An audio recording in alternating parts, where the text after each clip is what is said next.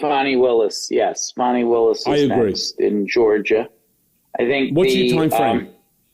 I think I would expect something as soon as April feels a little soon to me, because she's going through this process that now processing the special grand jury report, dealing with that before the regular grand jury. I would guess May, certainly sometime before summer holidays. And then after that,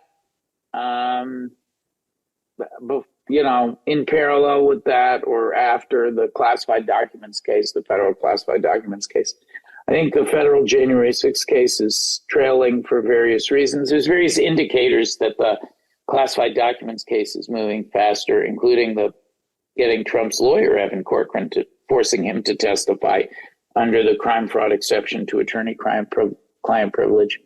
And there's just a lot. They're bringing witnesses back a second time. There's signs that grand jury is wrapping up.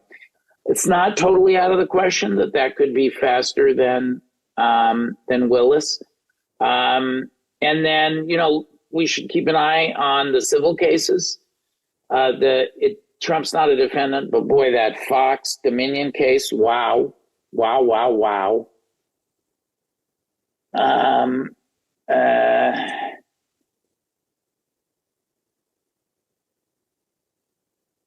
That's going to trial in April. That's going to be very impactful. And the E. Jean Carroll libel case, that's going to damage Trump, civil, but going to damage Trump reputationally, financially, I think. That's going to trial in April. In October, you have the quasi-death penalty case. Effectively, it'll shut down the Trump organization being in Trump hands if New York AG Tish James is successful in securing relief. That case is based on a lot of the stuff that you talked to Congress about when you came clean, the financial misconduct. And as I say, I think there are other cases in the pipeline behind that. So that's what the year ahead looks like. And Judge Marchand set this Bragg case down for trial in January. Judge Marchand is a very no-nonsense judge. Trump can't do a lot of the delaying appeals. He's got some procedural tricks potentially up his sleeve. So, we'll see what happens. And of course, it's all playing out against the backdrop of the political season. So going to be very, very interesting. Anyone who cheered that hush money prosecution of Donald Trump 2 years ago has nothing left to stand on, because now the star witness, the guy who is the reason why every prosecutor who looked at this case, including the Biden DOJ, the prior liberal Democratic DA, passed on charging this case, is because they didn't trust Michael Cohen beyond a reasonable doubt. Alvin Bragg rolled that dice, and now Michael Cohen has said publicly that he, quote, felt pressured and coerced by prosecutors. So where do you stand on Michael Cohen now? If you believe he's a truth teller, then he felt pressured and coerced by prosecutors. That's not acceptable. If you believe he's a liar, then your case is built on a liar. So that case is going through its appeal process incredibly slowly. I think there are major legal infirmities with it, but now the factual predicate has collapsed as well. Hey, Kaylee, yeah, so Michael Cohen, who was once considered a star witness, now says prosecutors pushed him to fit a predetermined narrative against then presidential candidate Donald Trump. Cohen, who was President Trump's personal lawyer for many years, wrote in a Substack post that from the time he began meeting with prosecutors in the Manhattan DA's office and the New York Attorney General's office, he felt, quote, pressured and coerced to only provide information and testimony that would satisfy the government's desire to build the cases against and secure a judgment and convictions against President Trump. Cohen also wrote in part, quote, Letitia James and Alvin Bragg may not share the same office or political calendar, but they share the same playbook. Both use their platforms to elevate their profiles, to claim the mantle of the officials who took down Trump. Cohen, who served prison time for fraud and lying to Congress, described why he initially cooperated in the hush money and civil fraud cases against Trump, writing that he was hoping for sentence relief. Cohen's explosive comments come as the president continues his effort to move the hush money case into federal court from state court. In the post, Cohen suggested that he's not trying to defend the president, but instead wants to shed light on, quote, what happens behind closed doors long before a jury ever hears a word. Shift it back to the president. Let's shift it back to the president. I'm saying I don't want to get into that. So, but the president told you to do things, you did them, and then you went to prison, and he's had no consequences. Okay. That doesn't bother you. At this point in time, I cannot go back and rewrite history. For me, what I want is that chapter not to be the defining moment or the worst chapter of my life. And quite frankly, I feel very good right now. I believe that, it is harder to forgive than it is to throw rocks. It is tough to forgive people, 100%, especially if they tell you to commit crimes, you commit them, you go to prison while they're in charge of the country. I mean, that would be really tough for me to forgive. It is certainly unusual, isn't it? Yeah. Right? It's one that's going to go down in history like Jackson and Burr. I mean, I can't really think of a modern day dispute that was more public and more destructive to both of us than the battles that took place between the president and myself. I can tell it's Friday because in Friday, things are kind of weird. There's not a lot to cover. The press doesn't have much news. And so they're focusing on Lindsay Clancy and, she killed the babies and all that. And there's not a whole lot of political news. And so I see this story last night and I started scouring and looking around and I'm like, nobody's covering this. Nobody is talking about it. And I've said here on this show many times, until Robert De Niro went bat poop crazy, I was a big, big fan of the Godfather movies. I watched The Godfather 1, Godfather 2, Godfather 3, watched probably each one of those movies 5 or 10 times a piece. And then, of course, Casino. And, all the mob stuff I just dove into. It really, really, I just liked it. And then, of course, The Sopranos, like that.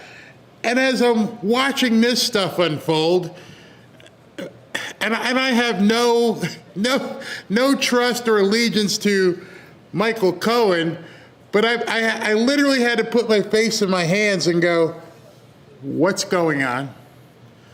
And I know a bunch of you people here are looking at this. I don't trust Michael Cohen.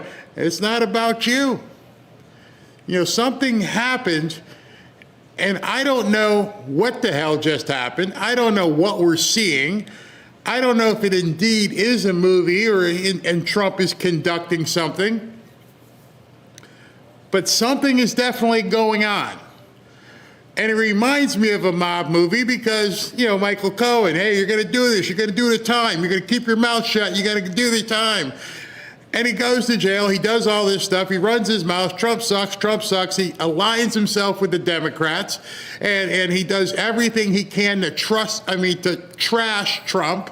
He aligns himself with Stormy Daniels. And the two of them together, they whip up all kinds of stuff. And now, were we watching an absolute orchestration? I don't have the answer. So what I'm going to show you is, and give you some information for you to make up your own mind, because at this point, you can't say no. See, that's where I was at this morning. I can't say we haven't been, I won't say bamboozled, but we've been entertained. Have you not been entertained? There is so much stuff happening right now that it causes you to, or should cause you to think. Should cause you to question everything. We are in such uncharted territory. There is so many different things and pieces moving and understanding what's going on. And there's a giant, armory being built in the White House. I don't know what the hell is happening. What I do know is that there's people who you may have trusted before who've gone crazy, seemingly, who were a lot closer at one point to being MAGA than they are against. You've seen Tucker. You've seen the pollsters. You've seen I could go on and on. Alex, all of them, they were close to Trump. Now they're against Trump.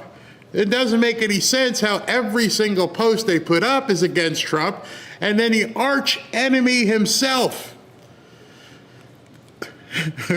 wanted man number one, Michael Cohen, who was Trump's right-hand guy who knew everything, seemingly turned stool pigeon and put all the dirty laundry out there, worked with Stormy, did podcasts, did all kinds of things, became a media darling. And then you have to wonder, was this all an act? And I know it's hard for a lot of people to think because we all saw it play out on television. We saw the hearings, we saw the court cases, we saw the impeachments. We saw Michael Cohen, elbow to elbow with some of our nemesis. And now, here we are on August 20th, 21st, and now you have to sit back and go, what was I watching? Could President Trump, and I don't know the man personally, so I'm just going to pose the question, could President Trump have been so astute to have planned all of this out as if he was directing a movie, like somebody wrote a script and they are following it right to the T? Because it's a question I'm asking myself right now. It's a question that you should be asking yourself right now. Was all of this, from the impeachment on, was all of this, as they say, a part of the plan? See, I wasn't in the room. I wasn't in that think tank. You weren't in that think tank. And it's easy for us to go, you're crazy, Barry. And I'm like, I'm not giving you anything definitive. I have no idea. But I think as a reasonably thinking person at this point, you have to entertain the thought. And then you may have to do more than entertain. You may have to do some research and say to yourself, could this have been the plan? None of us knew. We saw all the memes. We've seen everything. We've seen Pepe the Frog. We've seen the Q drops. We've seen all of this. And none of it really it was like looking at a fuzzy picture. I can't get it in focus. It's not looking clear. And back then, we did just have to trust. And it seems like right now there's a concerted effort to get us to be divided. At this point, I don't even know if I can think that the left is our enemy as much as people on the right who are trying to divide everything. But is that real? I think we're going to see a lot of things unfold in the next 90 days. But as of right now, what I'm going to show you, if you haven't seen it, it's going to leave you wondering, what exactly is going on? Could President Trump be this good of a screenwriter? Could he have sat down a year or two ago or whatever it was and said, here's how we're going to get these people? And as you're thinking right now, I want you to just think to yourself, well, all of these indictments that seem to be kind of fuzzy, that nobody's talking about. Nobody's talking about Comey. Nobody's talking about John Bolton. It's like they just disappeared. What are they doing? Who are they talking to? 3 grand juries, Fort Pierce, Fort Lauderdale, and Miami, plus another one in North Carolina, all taking testimony. On what? I have no idea. Nobody's reporting on it. You don't have grand juries impaneled to do nothing. And then just recently, we hear what? We hear about Eric Swalwell. And these things just pop up out of the blue. Yep, Eric Swalwell's under investigation. And we know every single one of these people who are under investigation are never going to submit themselves to falling on the sword the same way that Michael Cohen did. They're not going to, no way these people want to go to jail. They are going to talk. They are the Democrats and some rhinos' worst nightmare. And the deep state's worst nightmare. And so what is happening? I can't explain it, but something is most assuredly happening. Michael Cohen did what he did, fell on the sword, went to prison, got locked up You guys ever see, what is it, Godfather 2, I think? Maybe you don't know this part, but there's a part, I think it was Godfather 2, might have been 1, where one of the capos went to jail, Frank Pentangeli, Frankie Five Angels. And Frankie goes to jail, and they can't get to him. They can't do it. He's guarded by the military. He's a solid witness. There's nothing you can do. And so one of the guys goes and talks to him and says, you know, if you were to do like the old days when they used to like take a nice hot bath and slit your wrist, the other guys would take care of your family. Well, Michael Cohen didn't slit his wrist, but he went to jail. And I remember a long time ago talking about who's going to take care of my family. I wonder who took care of his family. That would be a great angle for someone to write a story on. How did Michael Cohen go to jail, basically lose everything, fall on the sword, worked on behalf of the Democrats, and now I don't know what the hell he's doing. So let's listen in, because I think some of you guys are like, first of all, what the hell is Barry talking about? I just needed to set it up, because now you're remembering who Michael Cohen is. You're understanding that Michael Cohen was the guy who basically told all the secrets about Donald Trump, was the guy, the main witness for the prosecution, the guy who hated Trump. Trump's a MFer. I need to take him down. Trump with his mushroom weenie. You remember all the stories. So now I'm going to play something for you. And as you listen to it to like the first couple seconds, it's going to make you go, what the hell is going on? Why would this even happen? You ready for this? Here, just I'll stop real quick. This is a featured presentation from the Fanfare Newsroom. So I want to go back to 2016 if we can, because you and I have obviously traveled a pretty rocky road together. Do you remember, sir, when I went on CNN with Brianna?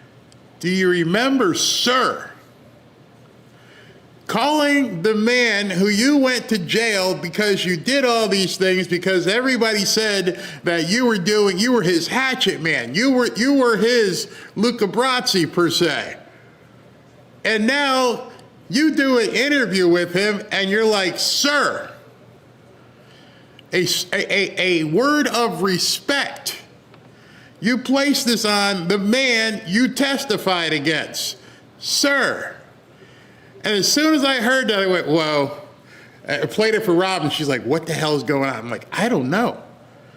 I have no idea. Number one, as you just heard, A, he said, sir. B, why would the President of the United States and the guy you tried to get put in jail agree to sit with the stool pigeon? If you got an answer for that, I'd love to see it in the chat. Wow, President Trump agreed to have an interview with Michael Cohen's podcast? The guy who said all kinds of things about him, tried to get him thrown in jail? Oh, that guy, huh? Keeler, and she told me that you were underwater in the polls, and I responded with those famous two words, says who, which became some worldwide meme. A good advocate, and then they weaponized you like nobody's ever been weaponized, like few have been. Well, maybe. I'm sorry.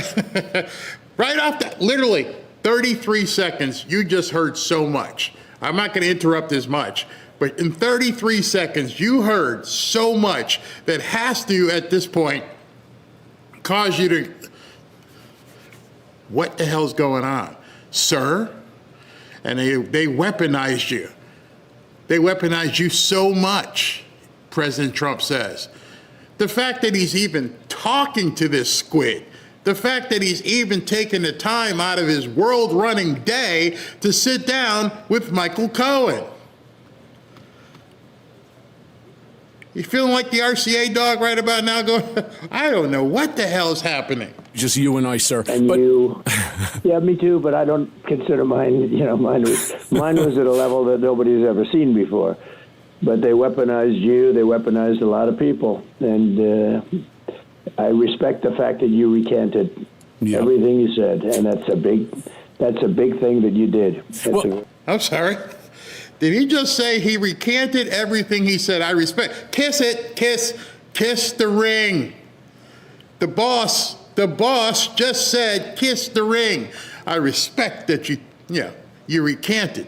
I respect that you fell on the sword. Boss man is telling one of the underlings, one of his capos, you did good. I can't. I saw somebody in the chat like, I can't process this. Well, I don't know what's going. It was like one of the funniest comments I saw. I can't process this. I can't either. I have to show it to you, but I can't process it. I have no idea how this is even happening in 2026. What are we watching? A big thing. Sir, you may remember that following morning you called me into the office after, and then you gave me one of those traditional Trump slaps on the shoulder, and you said to me, F them. You're stronger than them. We've got this. Now, What? What did you just tell us? President Trump said, come on in the office. Hey, buddy, don't worry about it. Don't worry about it. We got this. You're stronger than them. And I'm like, okay, I'm done. Literally 1 minute and 10 seconds into this, and I told Robin, I'm done. I can't analyze this. All I can do is play it for people, let you make up your own mind, but you got to listen closely. And then Trump goes into his normal stuff. I've done this. We've done this accomplishment. But this intro was just stunning to me. He went through weaponization. He talked about 2010, the old days, back in the day. You remember when Johnny Magucci came over? Oh, yeah, it was fine. And we had so much fun. And Moose and Rocco came, and we had some bread. And we had some, some pasta. Somebody made some sauce. And I'm like, what? Yeah, you're stronger than them. You can do the time. Don't worry about it. You can do the time. He didn't say that, but I'm wondering if that was inferred. The funny thing is that CNN never apologized. They never retracted anything. And now, years later, CNN, MS Now, and the other left-leaning outlets, they're doing the exact same thing, constantly talking about you being underwater with favorability numbers. Mr. President, what do you say to these people who keep bringing up polls when you're not even running for office again? What's the point? I'm not, and I think that we're doing really well in the polls, the real polls. If I were running today, I think I'd win by 25 points. I think we'd win by a lot. The economy has never been stronger. We're doing numbers that nobody's ever seen before. You take a look at what's going on with Venezuela. It was a one-day deal. It was actually a 48-minute deal. We had it was an attack where we took a truly bad person out of the country, including the wife, out of the country, and now standing trial. This was a very evil man. And the country, we are involved very much with the country, taking out millions and millions of barrels of oil, and that goes right into our treasury. We've done, the Venezuela was amazing, and now with Iran, they will never have a nuclear weapon. We're controlling, essentially controlling, and soon controlling the Straits. We're doing very well with Iran. The press doesn't like to say that, although a lot of the press does say it, because the Navy's gone, the Air Force is gone, the leadership is gone. Part of the problem is so many of the leaders are gone, it's not easy to make a deal. Nobody knows who's leading. But I think the public sees what we're doing because Iran can never have a nuclear weapon, very simple. And I think the public sees it, and I think they appreciate it and they respect it. And I tell them they'll be a little higher for your energy cost, but they'll be a little bit higher for gasoline. I had it down to $1.85 a barrel. And then I said, but we have to make a journey to the Middle East because we can't let Iran have a nuclear weapon. And that's what happened. And we've been very effective. We've wiped them out, militarily wiped out. Now they have some missiles. They have some drones.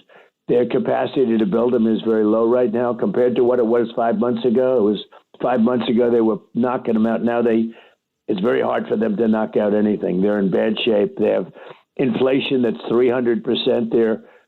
Their currency is valueless. It's virtually valueless. Sure. Their military is not being paid.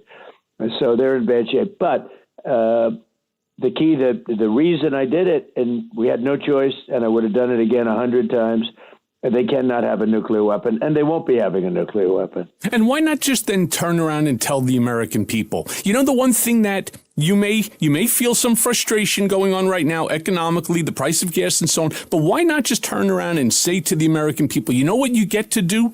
You get to go to sleep at night with knowledge that there will be no intercontinental ballistic nuclear missile being fired towards the United States. Because if they had it with their theocracy, sir, you know exactly what they would be doing right now.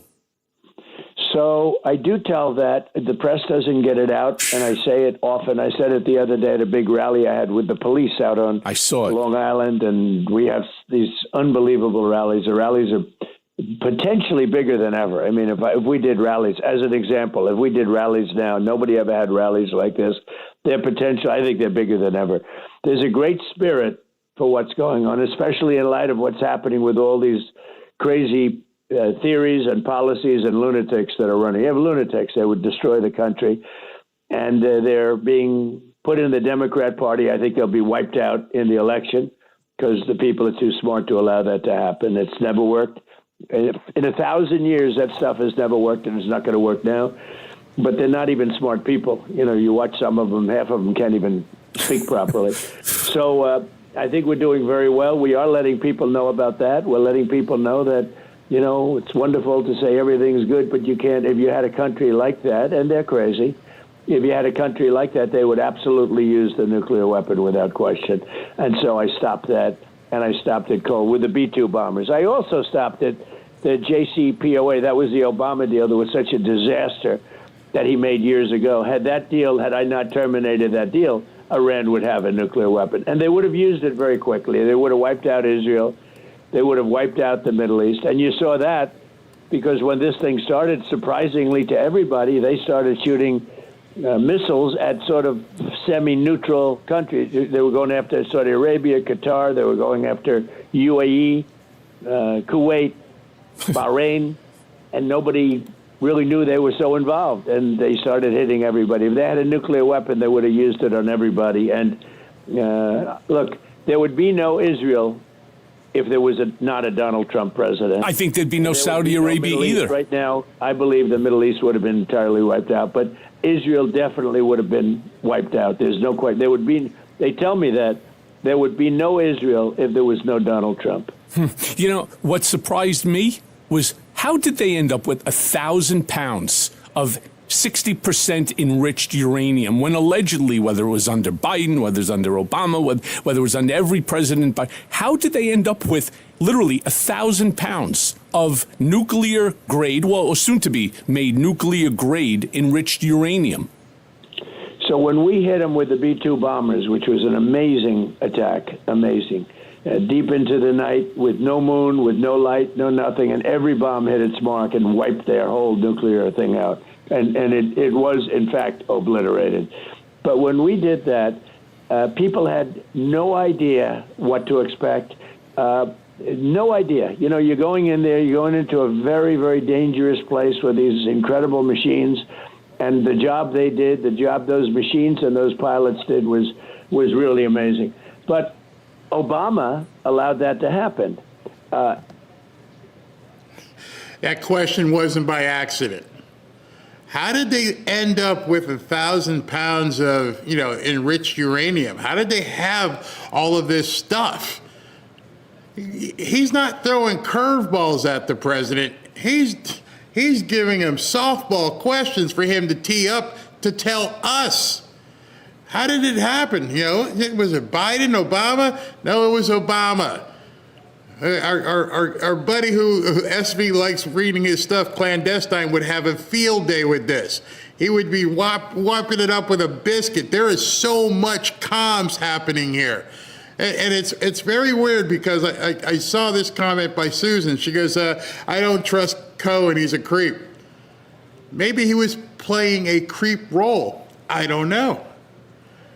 Maybe he was doing as he was told.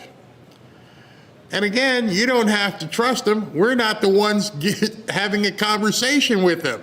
The president of the United States, who you voted for, somehow decided he wanted to speak to, of all people available in media, Michael Cohen. And so it's not a matter of you or me trusting him. I think at this point it's a matter of you and me and everybody else looking at this going, what the hell is going on?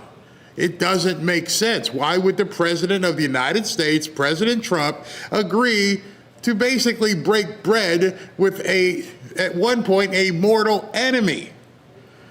Maybe this is why a lot of people aren't talking about it, because at this point, they've got to be thinking, what's going on? Now, I want to take it a little bit further real quick before we go back to it, is now go back to the trials, the impeachments. Go back, use your mind. And I want you to think at this point that every person that Michael Cohen spoke to behind closed doors, who they said, what do we need to know to get Trump? How do we do this to get Trump? How do we do this to get Trump? He knew everything. You can go back and look at the old media tapes. Oh, this is going to be awful. That's the fixer. The fixer knows where all the bodies are buried. So you know there was a lot of behind closed doors conversations about how we can get Trump. So at this point, every single person that came to Michael Cohen and was asking him questions about how we get Trump, what do we do, how do we do this, where's this hidden, they all have to be sitting back today going, oh, because now the guy you thought was going to help you get Trump is now back in the Trump fold. You don't think that's making some people soil their depends? You're not really thinking the whole way around. He was their main witness. This was the guy who was sitting with the prosecutors. He was backdoor meeting with them. He knew all the paperwork they were shuffling. He knew what they were saying. He knew everything from the inside of the prosecutions. He knew everything from the inside of the impeachments. This is their worst friggin' nightmare. The only thing left I need to see is if Stormy Daniels invited President Trump to something. This is crazy. And I don't have any answers, but I am a thinking person, and if you think back to all the different things, all the different interviews, everything they did with Michael Cohen, who was talking to him, what kind of hearings, what kind of investigatory stuff they went through, what kind of evidentiary meetings they went to. Hey, Michael, what's this?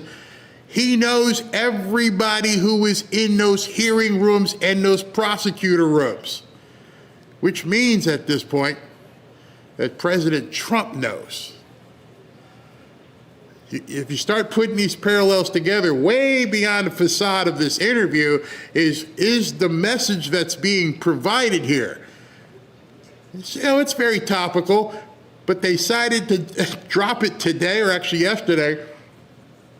And so that on a Thursday going into the weekend, nobody knows at this point what or how much Michael Cohen has said to President Trump, but more than likely, he has told him everything. Everything. Biden allowed that to happen. Other presidents allowed that to happen. This should have been done. This has been going on for 50 years, and this should have been, it's been 47, but we talk about it for 3 or 4 years. It's actually, the number is 51 years. But we say 47 because that seems to be the standard number that everyone uses. But this was going on for 51 years now, and it should have been taken care of by other presidents or other countries, and it wasn't. And Iran became the bully of the Middle East. They were bullying everybody around. They were the boss, and bad things were happening. And they would have absolutely taken out Israel, and they would have absolutely taken out the Middle East. And I guess they would have shot at us too. But had they had nuclear weapons, if they had that capacity, it would have been different. Now, when we hit them with the B-2 bombers, they were exactly 2 weeks away from having a nuclear weapon. And that's why I had to do it, because you cannot let them have that kind of a weapon. But Mr. President, that's a time period that most people are completely unaware of. That it was the imminence was there. Well, they knew it, but they forget it. You know, the one thing in politics, like the border. when I came in, the border, they allowed 25 million people, many of them criminals, many of them murderers, many of them people from mental institutions, drug dealers. They were pouring into our country totally unchecked and unvetted. I solved the problem in 30 days and solved it beautifully in 60. And at the end of 90 days, nobody comes in. In fact, we have now, as you know, because they issue reports, and they're not issued by me, in the last 16 months, 0 people came in through our horrible, what was horrible southern border, where it was just an open sieve. It was an open wound, and 0 people came in. So what happens, though, is people forgot about that. They forgot we had a border problem. I got elected partially on the border. Yeah. By the way, that happened 2 times. When I ran in 2016, I got elected on the border. It was bad. But it was never bad like this. This was crazy, where Kamala was the border czar, and she never spoke to the Border Patrol. She never went there. She was the border. She knew less about the border than a child would know. So I solved the border problem, and nobody even talks about it. I did things that, because in politics, I've found it's got a 2-week life. A victory has a 2-week life. You solve a problem that was, according to most, insolvable, and I did it literally in 30 days. But I solved the problem early on and beautifully. We have a great border right now. I mean, people come into our country, but they have to come in legally, and they do come in legally. But nobody comes to our southern border. Nobody. Literally, it's hard to believe, actually. 25 million people came in, including murderers and so many others, into our country, and we get them out. We're getting them out. But they came into our country, and I solved it. I solved the problem. And when I want to talk about it, experts, the so-called experts, if there's such a thing, they say, sir, nobody cares about the border. You solved the problem. They forgot. They don't talk about it. So when you remind people, they say, wow, the border was a real problem. It was probably the biggest thing talked about during the election. And I solved it quickly and effectively. And everybody admits that, including the Democrats. I watch the Democrats now apologizing. They're saying we should have done that. But, there's a 2-week life to things, and it's a shame. But when people hear it and all of the things that we've done, we have more money being invested in the United States right now than at any time in the history of our country by a factor of 5. We're building more factories, plants. We are building factories for cars are moving in from, as you know, the factories from Canada, where they left for Canada, they left for Mexico, they left for Germany, Japan, South Korea. They're all coming back. Toyota just announced, Honda just announced, billions and billions of dollars are all pouring back. They're coming in, a lot of them are coming in from Mexico. People don't like to write that. They're coming in because of tariffs. We've made a fortune with tariffs, a fortune. So, maybe, Mr. President, making a fortune, Michael, it's brought people in because companies are coming in because they don't want to make a car in Germany or in Mexico and have to pay a 25% tariff because it doesn't work for them. So rather than paying the 25% tariff, it's very simple. Some people still don't understand it, but they're all building. And in the next year and a half, you're going to see buildings open, and you already see it in the construction numbers. The construction jobs in this country are through the roof, and that's because of all the plants and factories being built all over our country. There's never been, it's a renaissance. There's never been anything like it. So maybe what we should do is then have a press conference and... I'm sorry, what did you say? Maybe we should have a press conference. Did you catch that? I did, and what? Who's this we? You're a jailbird. You're a stool pigeon, and now you're talking about, hey, maybe we should have a press conference. I don't know what to say. I'm going to rewind it so you guys can hear that again. Maybe me and the press, we're going to get together. And in the next year and a half, you're going to see buildings open, and you already see it in the construction numbers. The construction jobs in this country are through the roof, and that's because of all the plants and factories being built all over our country. There's never been, it's a renaissance. There's never been anything like it. So maybe what we should do is then have a press conference and literally put out all of the accomplishments, because what's happening, boss, you remember when I was by your side? Okay, so now I want you to hear this one. He was talking really fast, and he goes, boss. What? Who? The boss? He's still your boss? The boss. Maybe we should have a press conference, boss. Okay, so this part is the money shot. Thing like it. So maybe what we should do is then have a press conference and literally put out all of the accomplishments, because what's happening, boss, you remember when I was by your side, I literally used to analyze the polls, right? And you remember how much attention that I used to pay to that methodology? I would come in, I would say to you, oh, you know, they're claiming that you're 31%, that you're underwater, but I showed you that the polls are crooked. The polls are... Exactly. So the reporters, as you know, are crooked, but many of them. You have some great ones, too, but for the most part, it's really dishonest. But the sample reporting. size When is you roughly... When you read the New York Times, it's so dishonest. When you read these things, and they're not doing well. Look, the reason they're not doing well is because they've lost a lot of credibility. And now you do have great journalists, you do have great reporters also. Many people are very good. Very, very good. I could name them, but by naming them, I'll leave some out. But you also have a lot of people that see how good things are with the economy is a renaissance. There's never been anything like it. We had the greatest economy ever in my first term. This is going to blow it away. This is just going to blow it away. And when these factories and plants and everything else are finished, but already if you look at the jobs, we're bringing in chips into our country. We had no chips, nothing. We're zero. They got stolen from us, and they were brought to Taiwan. Those companies are now all coming back. We're building the biggest chip plants in the world right now, mostly in Arizona. And we're going to have chips. We're not going to have to import chips anymore. It's amazing what's happening. Yeah. Medicine is coming back. You know, we learned that from COVID because we didn't make medicine. We literally had to rely on Ireland and China and other places for the medical and the medicine. And they're all coming back. Eli Lilly's building 6 major plants. Merck is building. They're all building. Pfizer. They're building massive amounts of medical for pharmaceuticals and drugs of all kinds. And it's including medical equipment. The medical equipment business is through the roof because if they don't come back, they have to pay big tariffs if they make it in Germany or other places. So they're building it here.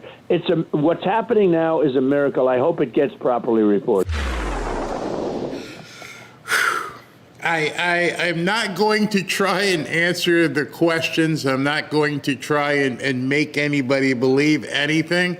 At this point, there's enough weirded out people in the chat. I can't give you the answer. The only thing I can direct you to is to President Trump. Not about Michael Cohen, not about him being a rat, not about him doing this or doing that. The President of the United States sat down with him and had an interview. And there was one question, is like, is this AI? I thought it was AI too. I had to put it in ChatGPT and Grok and Gemini, analyze this. Did this really happen? And just so you know, because somebody said it looks like Michael Cohen's in a little box or something, his new gig is he does a radio show on one of the biggest stations in New York City, WABC. So that came from WABC in New York. Thank you. I got nothing. I've never been a cop. I've never been a detective, obviously. I've never been in the FBI. I don't know what the hell we just watched. I can't tell you. The only thing we know collectively just seeing that is that the stool pigeon, the guy who turned against him, the guy who was backdoor with all the people and the prosecutors that wanted to take Trump down, is now seemingly chummy with the president. Boss. What we need to do, boss. Have you heard any other media person, anybody, any of the reporters, any of them say, hey, boss? No, you haven't. So like I said, you may want to watch that over again. The comms were flying through there. Just so much stuff that you may have to watch it again to digest. What do you mean we need to have a press conference? I don't know what he was saying. But if I don't know, and if you don't know, then the bad guys don't know either. The bad guys have to be sitting back wondering, what the hell was that? I don't know. I'm not telling you to trust anything. I'm not telling you to trust yourself. I'm telling you, watch it and think about what you're seeing. And are we watching a giant directorial debut by somebody who knows Hollywood? Was this all a script all along? You're going to ask yourself 1,000 questions and you're not going to have many answers, and that might be the answer. You see, you think to yourself, if nothing makes sense what you just saw, it just doesn't make any sense. And your mind starts pulling memories going, I remember a Cohen saying some really bad things in court, and I remember him and Stormy going on a talk. If you remember all that, it just makes it worse. What the hell did I just watch? The questions you're having should be your answer. The fact that I don't know, you don't know, SV doesn't know, nobody knows, means there is something happening. And that was, they had to do this yesterday? You had to it was on his schedule. By the way, when I get the schedule every single morning, it said recorded radio interview. And it didn't say with who, but it was on the entry. So if I saw it, that means the White House reporters saw it. And nobody in the press pool said, yeah, he's having an interview with Michael Cohen. So they must have just put interview scheduled behind closed doors. You'll hear it when it comes out. And that was it. So your questions should be your answer. Your questions should be the same as everybody else is thinking at this point. What did I watch? What does it mean? And is President Trump that much in control? Did he write a script that we've never seen before? Because I was spinning, absolutely spinning. What's your take? Man, somebody just asked me in the Rumble chat, what do you think, SV Patron? I go, I don't know. Trump plays 5D chess. Anything is possible. That's my answer at this point. But how is it? I don't know. And I was going to say, I never expect Conan to be back in, this position doing this. I already saw some of the stuff that Honest Pollster wrote about it, and everybody's going off on different tangents what they think is happening, Yeah. But that's what's going to happen when you don't know the answer. I'm going to let it cook a little bit, like you said. I'm going to let it cook and see what happens. Because, we weren't the ones that were talking to him behind doors, but those people who were, like I said, on the prosecutorial teams, they got to be going, oh my gosh. And they probably forgot what they said. Some of those people are really old, like Nancy Pelosi. What did we say? Adam Schiff, what did you say to Michael Cohen? Because everything you said, now I'll go it further. I'm not a cop. But what if he was going to some of these meetings wearing a wire? That could happen. Yeah, I've watched all these mafia movies too, and you've seen it all happen. It's like, yeah. This would be a great movie in the future, right? We'll look crazy. back and go, yeah, I remember that one. The Don Father. Not the Don Father. Nobody's getting whacked that we know of as of yet, but this is just some crazy stuff. Forget about it, man. So, I want to give a programming note of sort. SV said some people said the microphone was sounding weird. If you remember the background here, I told you we are doing construction. I was waiting for the guy to knock on the door with some more stuff. We're still building this out. I wasn't supposed to be doing anything, but I was like, I can't take a week or 10 days off. So just bear with it. We got a whole bunch of stuff happening here, and just be patient. My other headset, when I plugged it into the new thing, wasn't working, so we had to figure that out. All kinds of stuff happening here behind the scenes. But talking about SBO, I know you probably had this as well. I wanted you guys to see this. Breaking just moments ago, Chief Justice John Roberts allowing the White House ballroom construction to continue as planned, at least for now. Correspondent Mark Meredith is at the White House with all the details. Hey there, Mark. Julie, good afternoon to you. We are awaiting official White House reaction to the Supreme Court's choice to allow construction, as you mentioned, for now, temporarily to continue on that massive ballroom that'll take over the East Wing, a 90,000 square foot project. This is video from May, which shows just half of what's being done. This is the below ground portion. And when we talk about ballroom here, it's important to remember that it's more than just the facility above ground. Underneath, you can see both the security offices as well as potential medical facilities that'll be included. The Justice Department said earlier this month that this project is 65% completed, meaning that as this court case continues to play out, construction is going to keep happening, as the Supreme Court decided today, which means it's very well possible that by the time this is all resolved in the courts, the project may be done or at least close to done. President Trump has gone to great lengths to defend the project, saying it's a matter of national security and that he feels it's something that has been more than needed in the past several decades. The East Wing itself dates back to early 1900s, back to 1902. The historic preservation groups have been saying that the president never had the authority to do this and that it was not Congress that appropriated this money. It's been partially funded by private donors. But Julie, bottom line here, construction continues for now, but this case will continue to play out. So, SB, the other day we showed the video. Hold on. I watched that. I thought it was a very honest answer, actually. Yeah. No tax money will be used in the construction of the ballroom? Yeah, we're spending hundreds of millions of dollars on the ballroom, and it's all from people like me and great companies that are putting it up. It's going to be close to $400 million, and it's all paid for by patriots and patriotic companies, big companies. I'll name the companies probably over the next couple of weeks, but I want to ask if they mind. And really, most of them have said you could use my name gladly. So that's all money, no taxpayer money for the ballroom at all. Did you direct Secretary Besson to intervene in the bond market? No, not at all. No, he's a very capable man. He wanted to do it. He's very good at it. He has a good touch, very good natural touch for the bonds and interest, and he did that, yeah. The yields have come back up since then. Have you talked to him about another type of intervention? Is that something he will be doing? We have many types of intervention. That's one.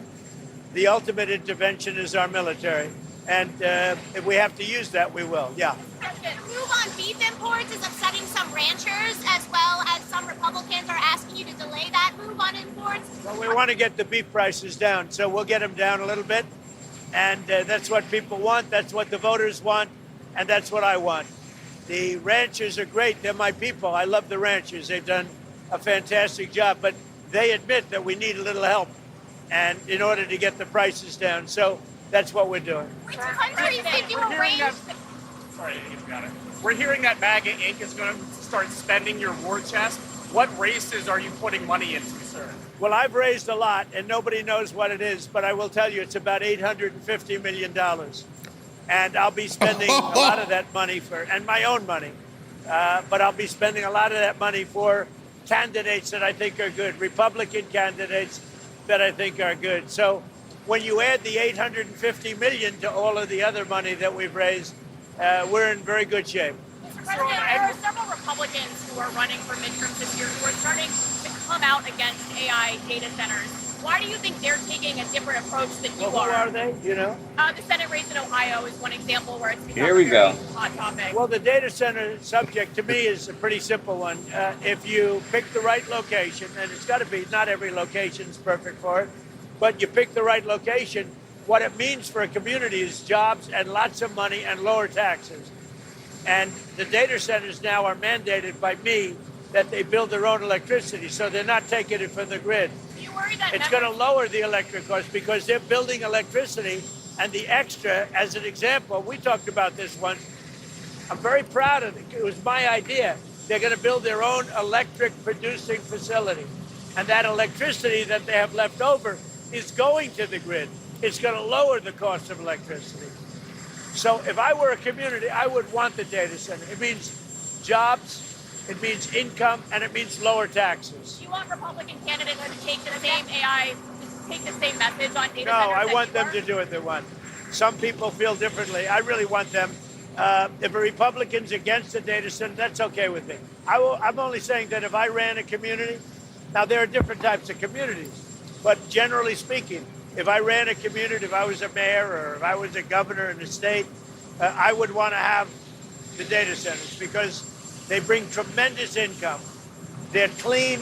They produce their own energy. The new ones are producing their own energy. I would want to have data centers. It's a national debt.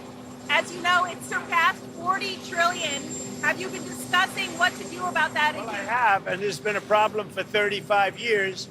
And what we have now that we've never had before, we had a pretty good piece of it in my first term, as you know, is we have tremendous growth. And the way you take care of debt is with growth. And we have tremendous growth. We've never had growth like we have right now. The growth will take care of that very easily. Mr. President, 700. Question, by the way. Mr. President, on the beef deal, which countries did you make that deal with? What are the sources Which of deal? the beef deal? I don't want to say which countries, but there are a few countries, but they're going to be sending in the highest quality beef, and it's something that we need. What else? With economic By the way, are we going to miss Caroline?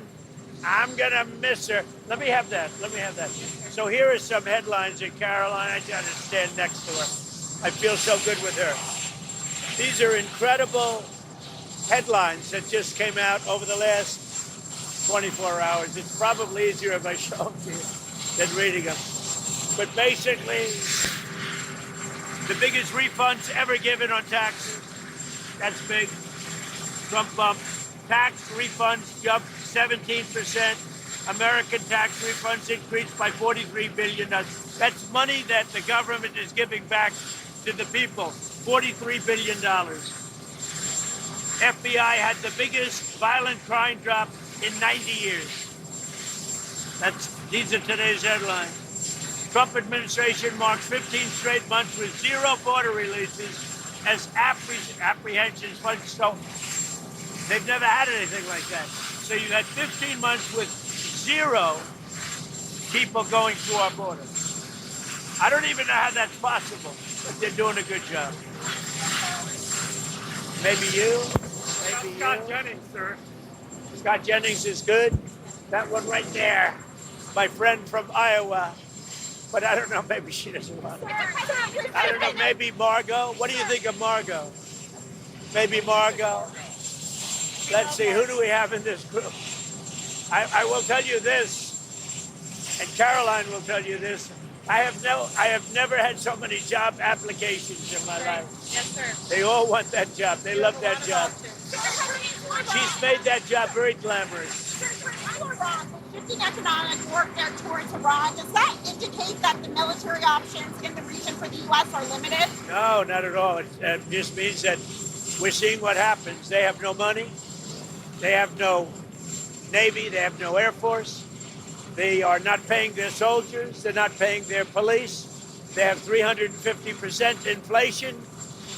So we're just going to sort of see what happens. And we have total control, as you know, of the border. We have total control. If you look at the blockade, we have total control of that entire region having to do with the Strait of Hormuz. And that means well into it, the land areas. So they would love to make a deal, but they're not ready to make the right deal, in my opinion. Yeah. With Canada, have you come to a deal there? Pretty much, I think so. We'll see. I've dealt with the Prime Minister, have a good relationship. And yeah, we have to take care of our farmers. The farmers are very important to me. And the deal with Canada is moving along, and we should be able to have a deal with Canada. We're also starting on a new deal with Mexico. A much better deal for the United States. I only make good deals. Much better deal for the United States, both with Canada and Mexico. Thank you very much. President, did you direct Ed Markey to resign, sir? As president. Ooh, liberal heads are exploding, Barry, with that big. $850 million figure. You know where? You know how else they're going to explode? Their heads are going to explode. Look at cut number 6. Cut number 6. Hold on, we got to go back to the Supreme Court thing. All right, before we'll go to 6. Oh, we didn't finish. Correct. No, we finished the video part, but I wanted to show everybody. Oh, where is it here? This one. Here we go. It says, we are grateful for the United States Supreme Court, the military ballroom complex. Notice how he's been attaching that lately. It's the military ballroom complex being built on the hallowed grounds of the White House, which is so vital for national security, will be the greatest of its kind. It's something that presidents have wanted for 150 years and that the military has been seeking for the last 100 years. Their wish will soon be fulfilled. Construction is under budget and ahead of schedule. Thank you for your attention to this matter, President Donald J. Trump. What I found interesting was 2 days, was it yesterday? I forget the days run all together. When I showed you the meeting he had at the construction site, I almost wonder if he knew then, because we heard them. They were still working. He had not stopped. And I just wonder if that was just like a to all the people. And then here it is Friday. John Roberts comes out and says, now when the Fox reporter said it's pending the end of the lawsuit, they tried to get an injunction. The Supreme Court said, nope, no injunction. You got to let it play out.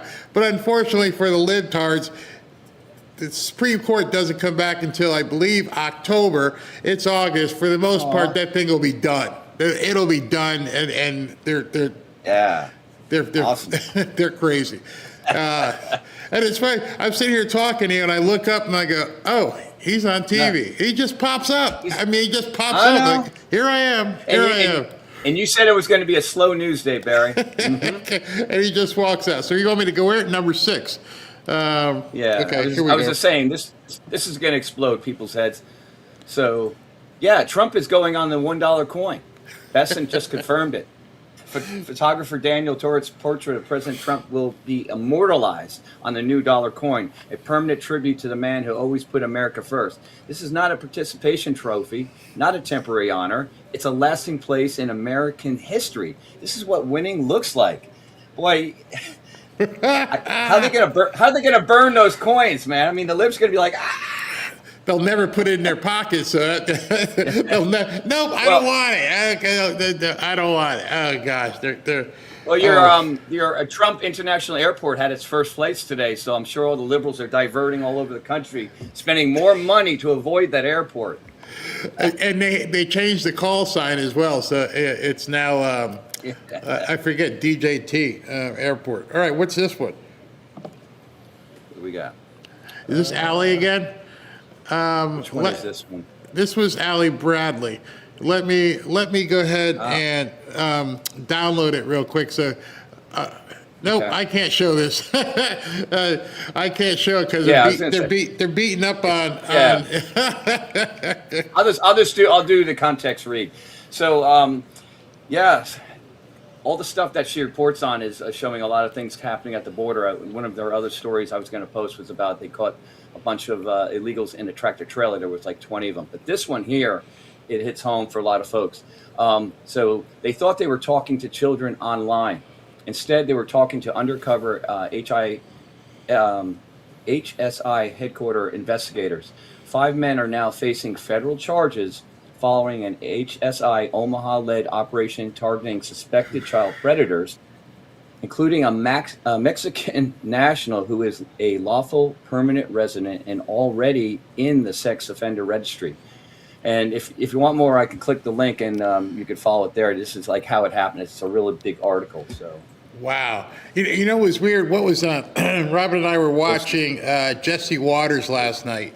You guys remember Chris Hansen from the show To Catch a Predator? Oh, yeah. And they basically banished him into the nether regions of television because that show was so popular. It would still be on today, and they don't want people talking about that. And so he's on True TV. He's on another network, a small cable network, but Jesse had him on last night. And Rob was like, you got to show this. I'm like, if I show that, we'd be on the air for about 5 minutes before boom. But he catches... He caught like 3 or 4 people, and everything's the same. He walks in, have a seat right there, and he goes, we've got these texts that says you want to do this, this, and this. You might want to go look at Jesse's show last night. I can't even say what this guy texted these kids. It was sick. Absolutely sick. Well, maybe for a Rumble jump over one night we can do that. Yeah, because it's crazy. And what do you got here? This one is cut 5. Cut 5. Yeah, so another one? Oh my God. All this stuff is all connected. So, obviously some of it's not good news for folks, but this is, I guess, in a way, it's a silver lining for this father who lost his daughter. It says an angel dad whose daughter was slaughtered by an illegal alien protected by Democrats is now leading an ICE office within the Trump administration. He was prepared to retire until the barbarian took her. Joe Abrams says, I still need Katie, but I'm trying to find a way through this life without her now. I want her to be proud. I want her name to mean something. Part of the mission is to help other people. I know what they're going through and they need help. I want to be one of the guys that helps them. He now leads the ICE officer for victims of illegal alien crime. So he lost his daughter. Yeah. As well as many others. I mean, the stories just keep on coming. But we're winning. We're fighting back. Yeah, we're catching these guys. It sucks. It absolutely sucks. Somebody had a comment, and it was based on what we just saw. You have to wonder, because now you have to start questioning things. But it says, in times like these, makes me think maybe John Thune isn't what we think he is, meaning maybe he's playing the role in this movie as well. I have no idea. I have no idea. Nothing seems to be what it is anymore, which has got to make some people really nervous right now.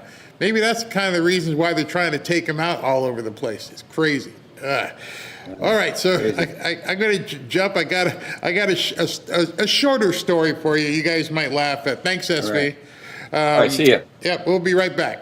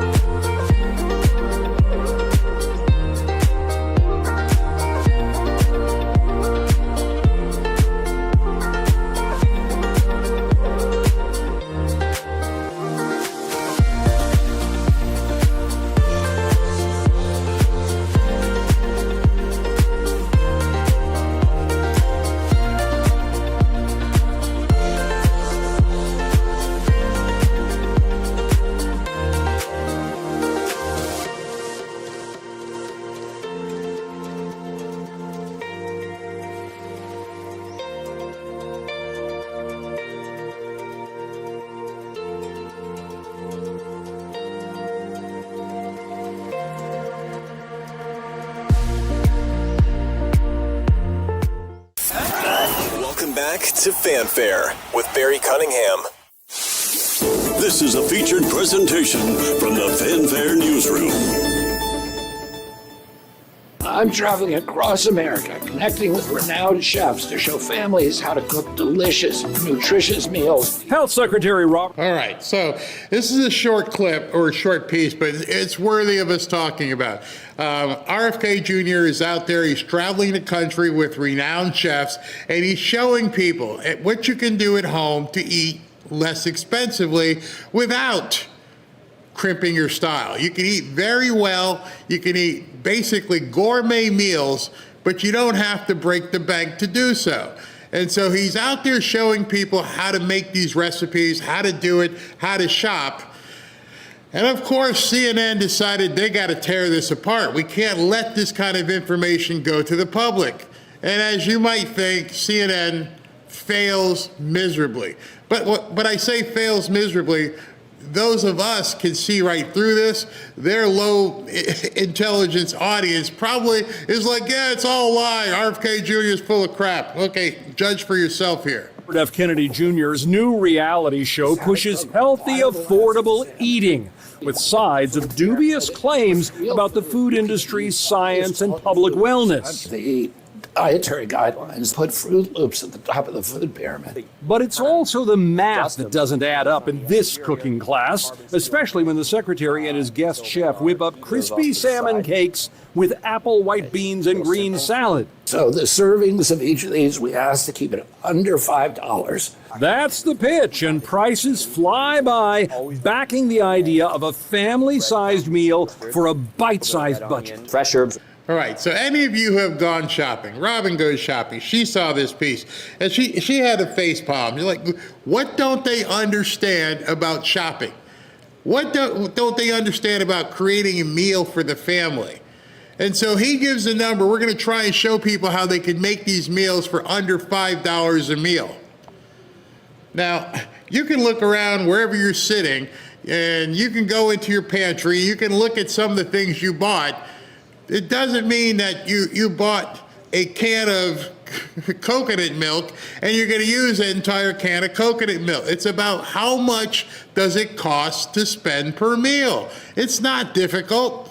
I order out sometimes. I like to look at it and amortize. It's like, how many meals am I going to be able to get out of this pad thai I ordered? And when the place I go, I can get three meals out of one order. Not bad. They amortize the cost. We all do that. Except if you're on CNN, it's completely foreign to you. The key for me. I am on my way to the store. But when we started buying ingredients used in the show, even going for the lowest prices at a big competitive chain, the cost heated up fast. 25. This was the cheapest frozen wild-caught sockeye salmon we could find, the closest to what they are using. Now, hopefully, all of you can look at that and say, yeah, that might be $25 worth of salmon. Look at the misrepresentation just thus far. Because depending on the size of your family and how much you eat, that could be, one meal for 6 people. Or it could mean 3 days worth of salmon for somebody else. Once you cut it into your steaks, but he's not doing that. He's showing, hey, look how much this salmon costs, and we can't make this. It's impossible to make this for $5 a meal. This is some disingenuous crap here that is being foisted upon the people like real journalism. They priced theirs at $8.99. The cheapest we could find, even with the deal from the store, was more than $24. Now, okay, understand, $24 for that big-ass piece of salmon that probably can be cut into probably 8 different steaks. So you're down to about $3 per steak, depending if you know how to cut correctly. But that's not what he's saying. He's saying that, they lied already. It costs $24 for the salmon. The stupid people watching CNN go, yeah, you're right. We could never afford that. The greens mix, that was about the same cost. So were the eggs on a per egg basis, but that's the trick here because they're only pricing that one egg out of. That's how pricing works. You're buying a dozen, maybe 2 dozen, but you're only going to use one more. And by the way, that means the other 11 are still sitting in your refrigerator. You're not throwing them out in the garbage or anything, so they get to live for the next meal. This is probably a segment for most of the women here going, this guy's a complete loon. I mean, some guys who shop for themselves, you're going to see this and this can't be real that they're putting this out there as news. Carton, and that gets worse with other things. For example, this red onion. They say they only spent 8 cents on this because that's how much they used. Getting the whole onion cost us more than $1. And look at the whole onion cost $1, but they say it's only 8 cents. Do you not know how to chop up the onion? First of all, you got to peel it. Then you got to chop it up. And then you put it in like a Tupperware thing. And then with the whole Tupperware thing, you scoop out what you need. So you may only be taking 8 cents worth of that $1 onion.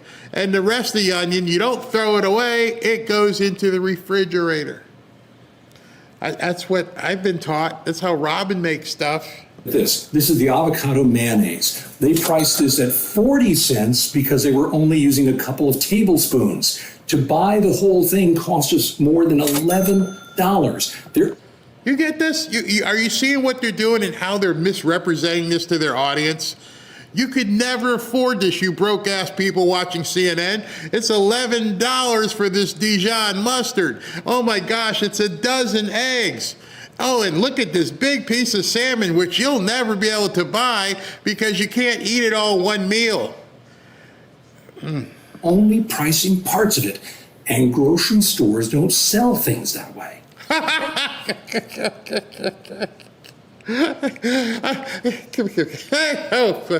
Grocery stores don't sell it that way. You can't get in and say, "Can I have a teaspoon of mustard, please?"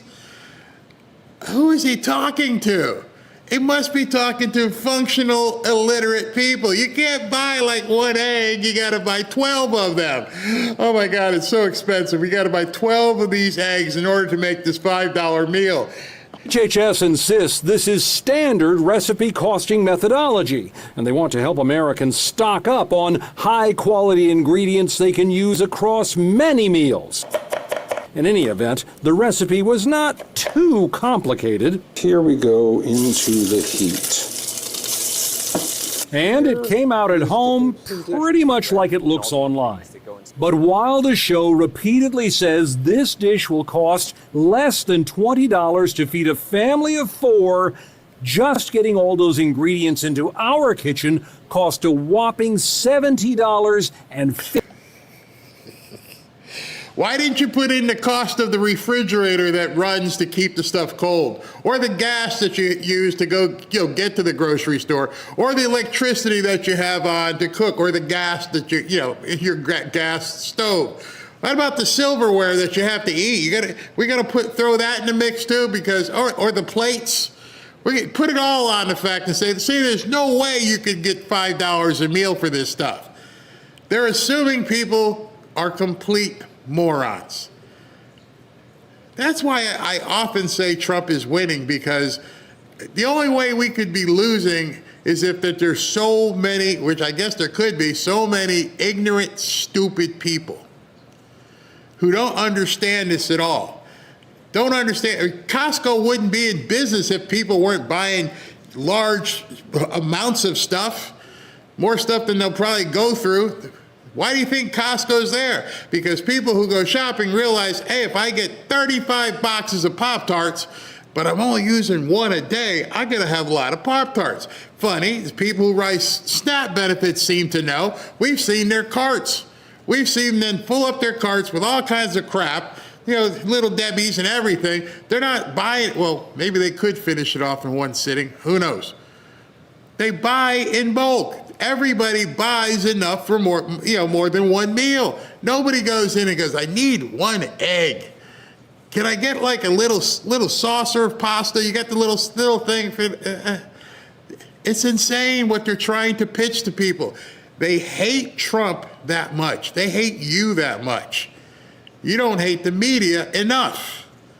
This is the kind of pablum that they're spewing to people. 54 cents. Yes, it certainly is tasty and it appears healthy, but the problem remains. I do not see, having made this, how you can walk into a grocery store with $20 and come out with everything you need for this, making that part of the claim for many consumers, I think, very hard to swallow. Oh, you know all about swallowing, probably. I'm just going to leave it at that. I'm going to leave it at that. I don't want to get too gross with you, but damn, bro. So RFK Jr. saw that, and he goes, let me talk to you about it. The Trump derangement syndrome has so debilitated Erin Burnett that she has abandoned both common sense and basic arithmetic, neither of which most libtards even have. CNN wants to incorporate the full package price of every ingredient, regardless of what it is used in the recipe. How much for 1 teaspoon of sugar? Okay, I'm only using 1 teaspoon, but I got to buy a whole bag? Said everybody who ever goes shopping. Crazy. Is it? If you put a squirt of ketchup on your burger, would you be surprised if the restaurant charged you for the whole bottle? The Real Food Show uses standard recipe costing. We count what the recipe actually uses, like almost every other normal person. The rest stays in your kitchen for the next meal and the meals after that. Our goal is simple: help Americans reclaim their kitchens, cook healthy food without breaking the bank, and stock their pantries with high-quality ingredients they can use again and again. That's how we make America healthy again. Why would the media be against eating healthy? Why would they poo-poo on this instead of like helping people understand how to do the math? Because they want people dependent on the government. You can't eat for $5 a meal. It's insane. You can't do it. You need food stamps. You need to get SNAP benefits. You need every cradle to the grave entitlement that the Democrats and socialists can give you. This is telling you how to be self-sufficient. We can't have that. This is what they're foisting on people as news.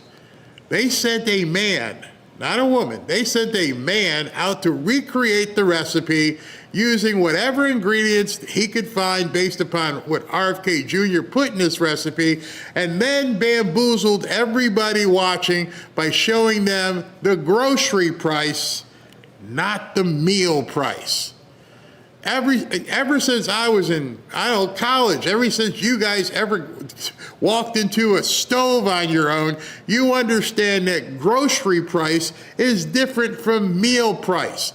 The entire segment he did there with Chef Gruel was not about the groceries would cost $5. It was about the meal costing $5. And if you don't have the discernment to understand, when you're watching CNN and you think one grocery price and meal price are the same, you're lost. You've completely lost, which is probably where a lot of the Democrats are, because they keep talking about cradle to grave entitlements and Medicare for all. That's really not Medicare for all. It's a punishment for most. These are the type of things that they are telling. I don't know who's listening to it, but it doesn't make any sense. None whatsoever.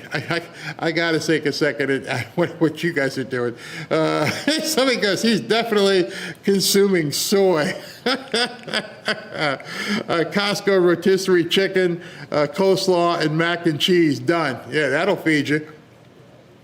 Where is this one? I just saw. Barry, I am college trained chef. I can feed 20 people for $25, no problem. I 100% believe you, because I was a college-trained eater. And I remember going into grocery stores and going, all right, what can I get for the rest of this week so I got something when I get my midnight munchies? Aren't most of the people watching CNN already on SNAP benefits in the first place? Good point. Family of, where was that? Family of 5, the goal plan is to meals at 50 cents a plate. Very interesting, yeah. So who pays $11 for a jar of mayonnaise to begin with? That's another thing. I mean, you tell me that's the only Dijon mustard in the store was the $11 bottle? Good point. Very good point. Last time I bought a fresh rotisserie chicken at Sam's, it was $5. Anybody can afford $5, and it was a decent size. And it was probably for a couple of meals, not just one meal for one person. You know, by the way, many of you guys who go to Costco, you know, or rather, yeah, it's Costco, not Sam's Club. The best deal in the world is their lunch deal. That $1.50 for a hot dog and drink. Whew, man, that's incredible at this point. The cannibals in Haiti, though. What's this thing? You rotate your meals every day by eating portions. Over and over. You guys know what the hell is going on. These people don't seem to have any clue whatsoever. But that's the battle we're fighting. We're fighting a battle of people's minds, and they don't seem to understand that we know better. We can discern. They're hoping to melt your brain so you can't make that discernment between grocery bill and meal bill. It's very simple. I want to jump ahead real quick to this. This is an interview. Well, it's a new segment we're starting on the show. And I wanted to debut this tonight before we go on so we can get the kinks out. Ashley and I have decided to reach out to a number of the reporters in Washington, D.C. that go to the White House, whenever there's a press meeting, and nobody else is doing this. I mean, yeah, some people talk to the politicians, but we have a stable of reporters who are going to be doing reports for us from the White House or nearby and telling us what's going on. So I want to debut the first one. Let me know what you think. Hi, folks. John Fredericks here, John Fredericks Media Network. This is my Fanfare Insider DC report. Well, yesterday we got a problem, Houston, with the bond market. We got a $40 trillion debt, and here's what it means for Scott Bessent, the Treasury Secretary. He's got to sell bonds at auction to raise the money to pay the debt. Now, there's buyers out there, but here's what the buyers are telling the Treasury Secretary. You got to pay us more. Yields aren't high enough. They want more money in order to buy the bonds, in order to fund the debt. Now, right now, with this $40 trillion debt, here's where we are. A 30-year bond right now, the yield, 5.3%. Bond buyers say that's not enough. We want more money. That's at a 10-year high now. 10-year, 4.7%. Same story there. This is going to be the highest bond prices ever. Now, what is the toxic combo that is driving up bond yield prices that we need to fund this $40 trillion deficit? Massive Treasury supply of bonds, because you got $40 trillion you got to finance. So you got more bonds out there. So supply got to increase the demand. How do you do that? Got to pay the investors more. That's number one. Number two, inflation still not under where it was under Biden. It's coming down. But remember, Biden's inflation was 10%. If it goes from 10 to 2, the 10 is still there. That's the other problem. Number three, the demand from foreign buyers has dropped considerably. So that puts the pressure on the U.S. investors to buy these bonds, and they want more money. Now, what Scott Bessent tried to do yesterday was kind of an interesting thing.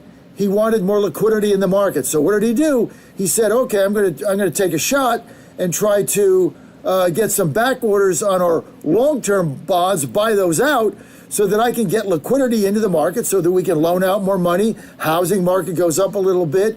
Business loans go up a little bit. Started off good. Half a day was fine. Then it fizzled. The rally was gone, and that fizzled. Now, this is a danger zone because we have rising debt with no end in sight. Nobody will do anything. Senate went on vacation. Can't do anything about that.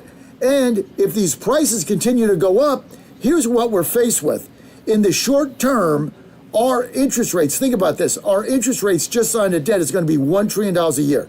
$1 trillion a year right now, that's where it's going to be. That's what our entire Pentagon budget is. This is what it's going to bring, what we call vigilante bond buyers. These are people that are now selling these at even a higher rate, which is going to drive it up even further. What does this mean to you? Here's what it means. If this happens, mortgage rates go up, consumer borrowing goes up, car loan, everything you try to borrow goes up. It's going to crush the housing market. This is why Scott Bessent is focused on this like a laser beam. We got to get this debt under control right now because the buyers for these bonds are demanding more money. That's bad news for you. All right. Thank you, John, for that. We're going to be doing that with him and a couple other people, dropping in some stuff that they're hearing up at the White House. And as he mentioned, Scott Bessent, here's a little bit more in depth in regards to what's going on with the bonds market. Let's check the numbers with a Fanfare Prosperity Update. Secretary Bessent, got a moment, please, sir? I'll take a couple of questions. Sir, quick question on bonds. Yes. Mr. Secretary, all bonds have erased gains after your action yesterday. Do you have further actions planned, and what's your reaction to how they've done? Yeah, well, look, anything that happens within a 24-hour period is noise. And, I think that once the market understands that we are focusing on fiscal consolidation and that we are trying to bring the market back into equilibrium in a thinly traded market, I think I'm confident that bonds will continue declining. We've got a spike in oil prices today that I don't really understand. Our announcement is for economic action, and I think that the economic action will mean that oil prices will come down sooner. Secretary,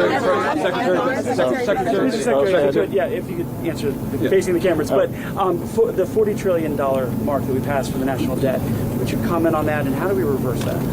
Yeah, look, the $40 trillion is a big number. It is smaller when we look at the publicly traded amount because our Social Security funds and other government entities hold a substantial amount. And what we're going to do, we're going to have to grow our way out of this. And as I talked about at G20 in Asheville, we are going to talk about the U.S. growth strategy and encourage the rest of the world to come along with us. We are also, I announced that Director Russ Vogt and I have been tasked with looking at fiscal consolidation. I think the numbers are not the actual numbers now. We've had to do substantial tariff refunds due to the court ruling, but with the Section 301 tariffs, I am confident that we will be back to the same level, if not higher, of tariff income for last year, and that is most of the increase in the deficit. And remember, we did not get here in a day. That we were left with a mess. The Biden administration had the highest deficit to GDP in history when we weren't at war or weren't in a recession. For 2025, we brought it down by more than 1%.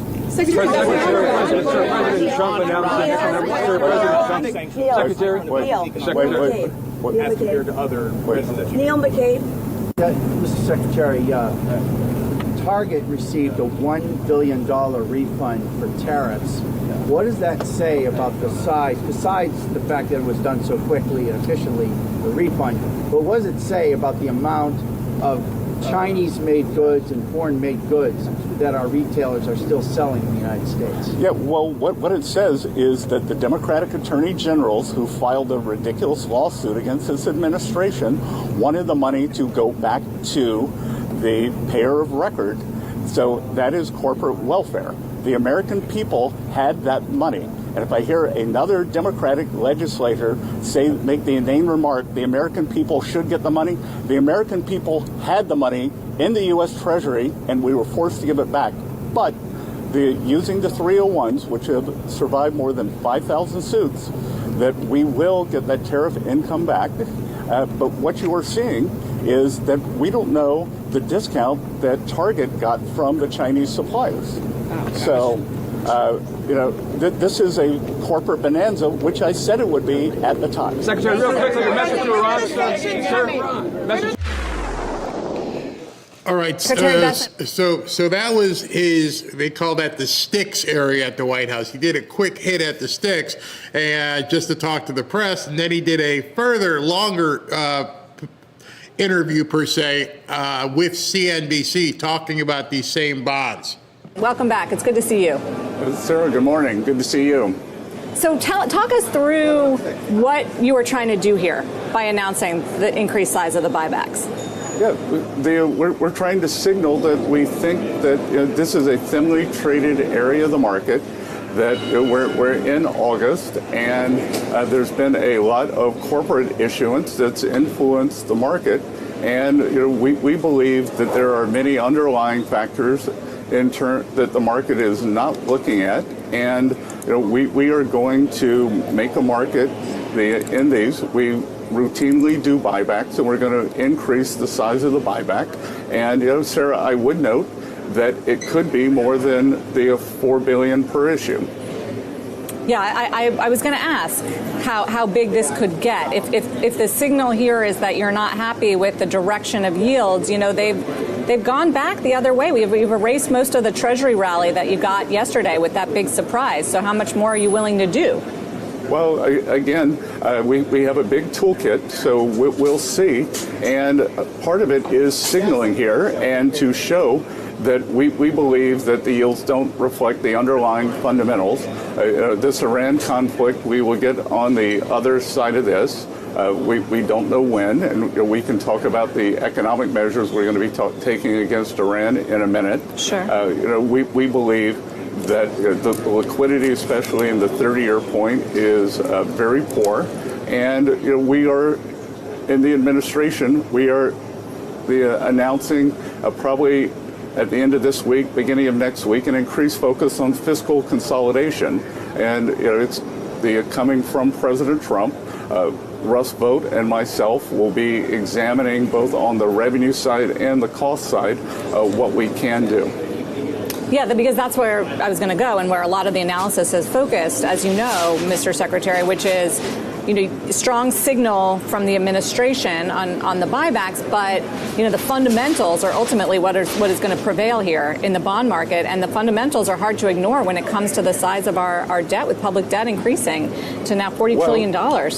Yeah, I mean, look, Sarah, there's nothing magic about the 40 trillion number, and we can grow our way out of that. So, but what we do want to signal is I think that there's been a lot of misinformation in terms of what's going on with the deficit, what's going on with the deficit to GDP. We actually had a fiscal consolidation for the calendar year 2025. We were at about 5.7% of GDP, and one of the things that's temporary here that's influencing the deficit has been these tariff refunds, and we won't have to do that again. And the Ambassador Greer, through the 301 process, is re-implementing the same level of tariffs, and I would expect that our 2026 tariff income is going to be roughly what it was in 25, and we're going to be able to keep that in terms of the budget consolidation. The other big item in the budget that we're seeing is the hit that we're taking from to revenues for the immediate expensing of factories and of equipment and farm structures. And I think that if people sit back and think that's not government spending, that is actually an investment in the future, and we're increasing the tax base. And that is what measures the wealth of a nation, is the ability to increase after-tax return on capital. So we're pulling back think of it as pulling back the slingshot here. We have a lot of potential energy that will turn into kinetic energy during this year, next year, as these factories come online. So do you think we've seen peak deficit during this administration? I think a very, very good chance we have.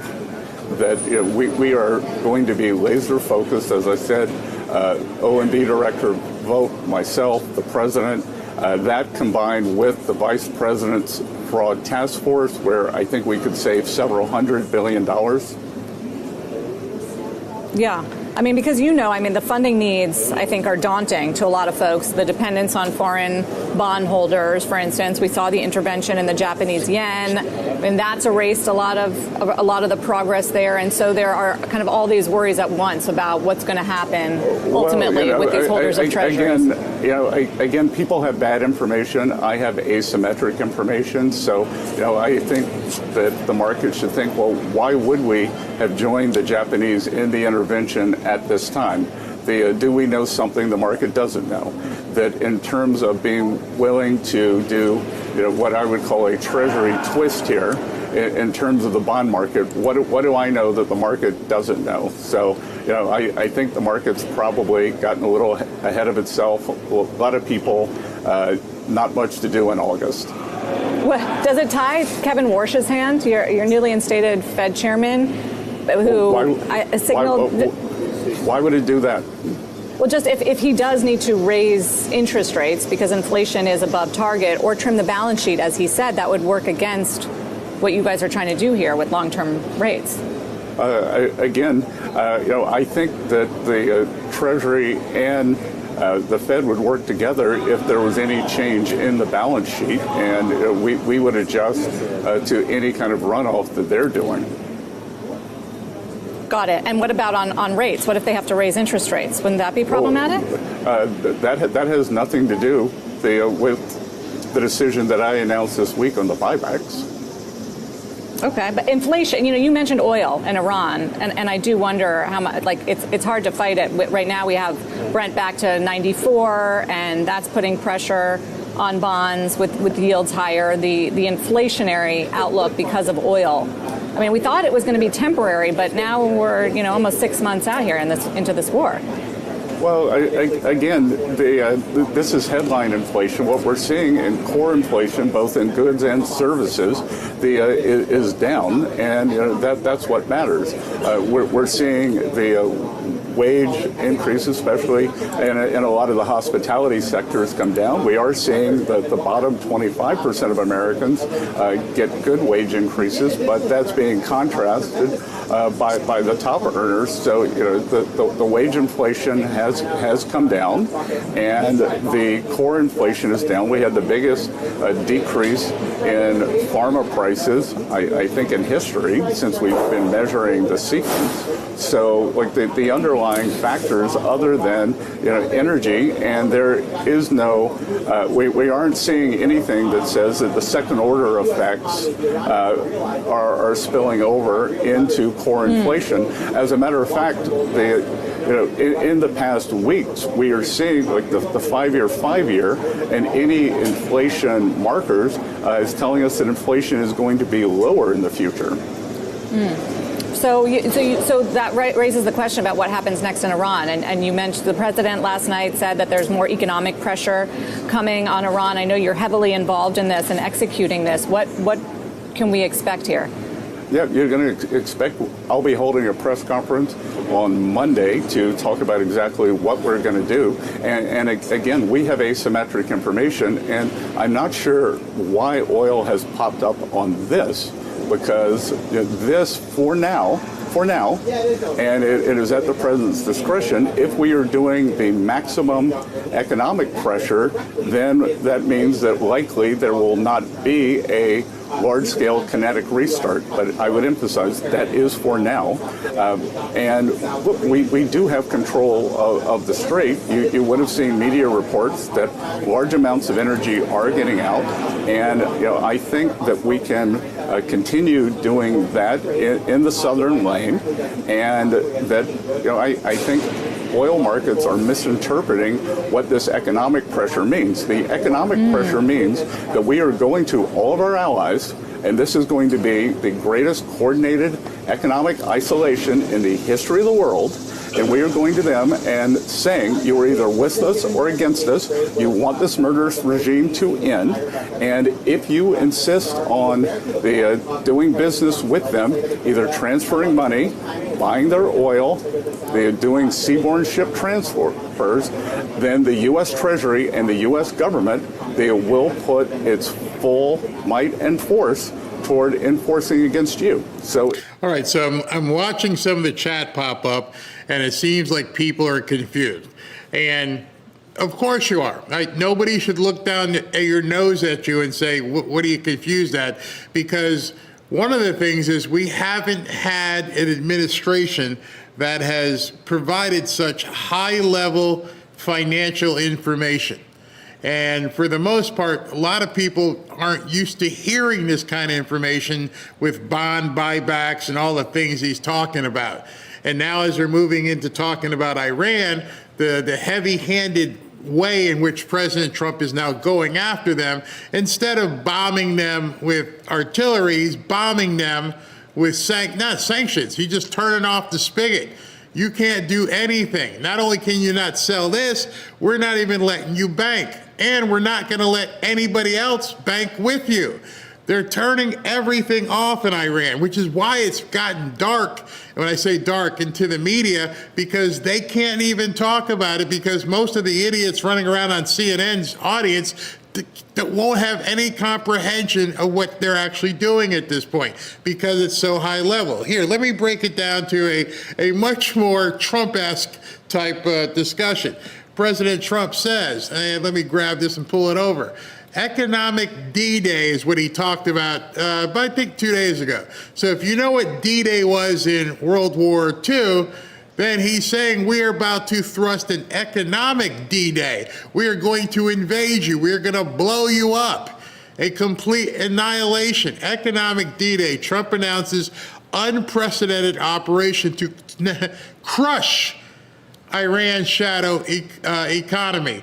POTUS says any country that provides an economic lifeline to Iran will face tremendous economic consequences. So he put the word out that not only are we going to crush Iran, but if you play with them, we're going to crush you too, which nobody has ever seen as well. And he's putting that out there.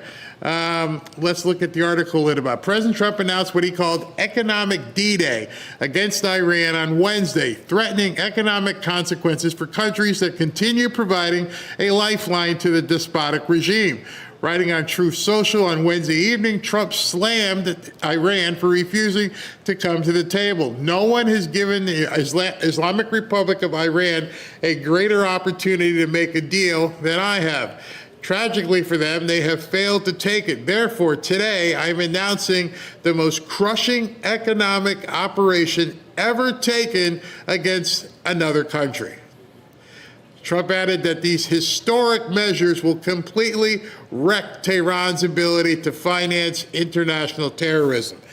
So breaking it down in that way, Scott Bessent is talking at a high level on how the buttons are going to be tweaked and, all the different things, how the sausage is going to happen.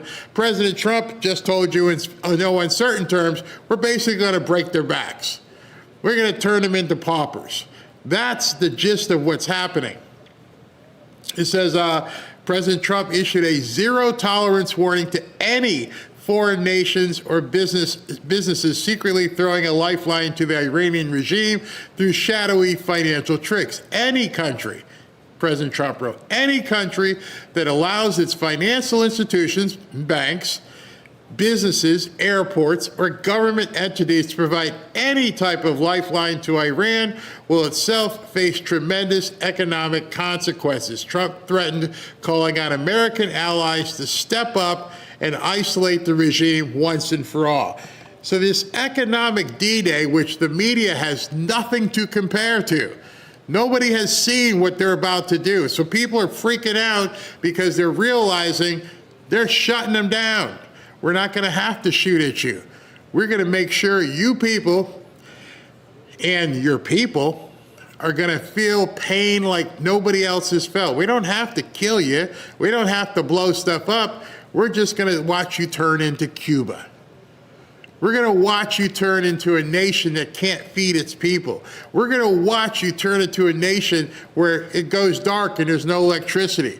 We are going to squeeze you, and you can't call anybody. You can't do any deals with any other country, because if you do a deal with XYZ country, we're going to do it to them. And they're going to step off. Nope, don't want to get involved here. So Scott Bessent is talking to you on a high-level finance type of way.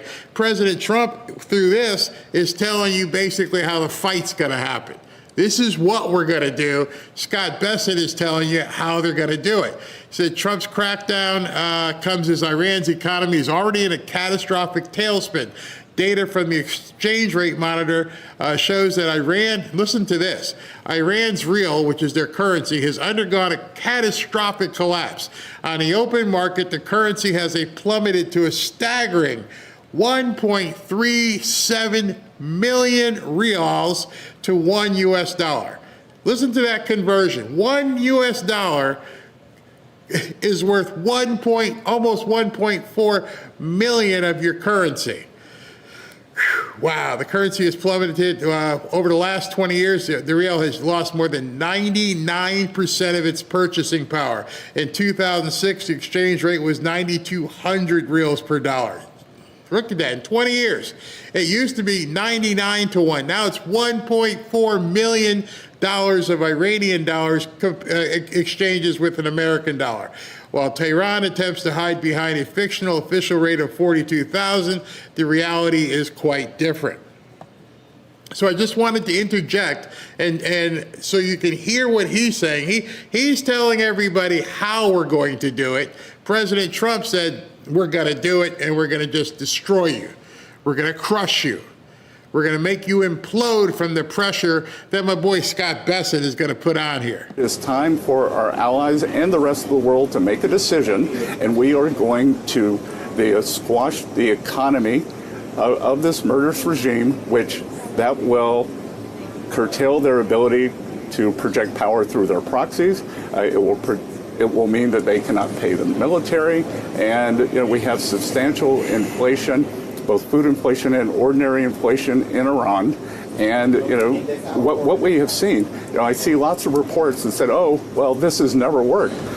it does work because we have a combination. It is a 1-2 punch. We have the blockade, and we are going to have the toughest sanctions in history. And I will tell you, this will work. It worked in Venezuela once we put up the blockade. It is working in Cuba right now, and it is going to work in Iran, and we are going to collapse this regime. Straight up, we're going to destroy Iran financially. It's always about the money. It's always about the ducats. And he's looking in the camera and letting you know, forget what the CNBC chick is saying. He's letting everybody know, here's how we're going to do it. Here's the missiles we're going to be firing. Our missiles are green. And our green missiles are going to make sure that nobody does business with you. And we're just going to watch your country slowly go into the toilet. Look at the news. Nobody's talking about it because they know how strong this is. Remember, there was a president here who shipped $1 billion on a plane in cash. Why did he have to ship our money? Because their money wasn't worth a damn back then. And so now it's going to get even worse. And understand, as you know, Xi Jinping will be here in September 24th, so that the walls are closing in on them for sure. Does it include China? Because that's the primary economic partner of Iran. Again, many conversations are best to have in private, and we are confident that everyone wants the Strait reopened and for energy prices to come back down. And Sarah, keep in mind that the Chinese get 50%, 5-0, the other energy from inside, from the Gulf. So it would do them a big service to get with the program. You know, I just wanted to get your read on the economy as we see oil prices marching higher again. We have seen tremendous resilience, as you noted, from the consumer, but there are signs that the job market may be cracking a little bit. Got a weak job report last month. I'm curious about your assessment as to how much we can handle all of this.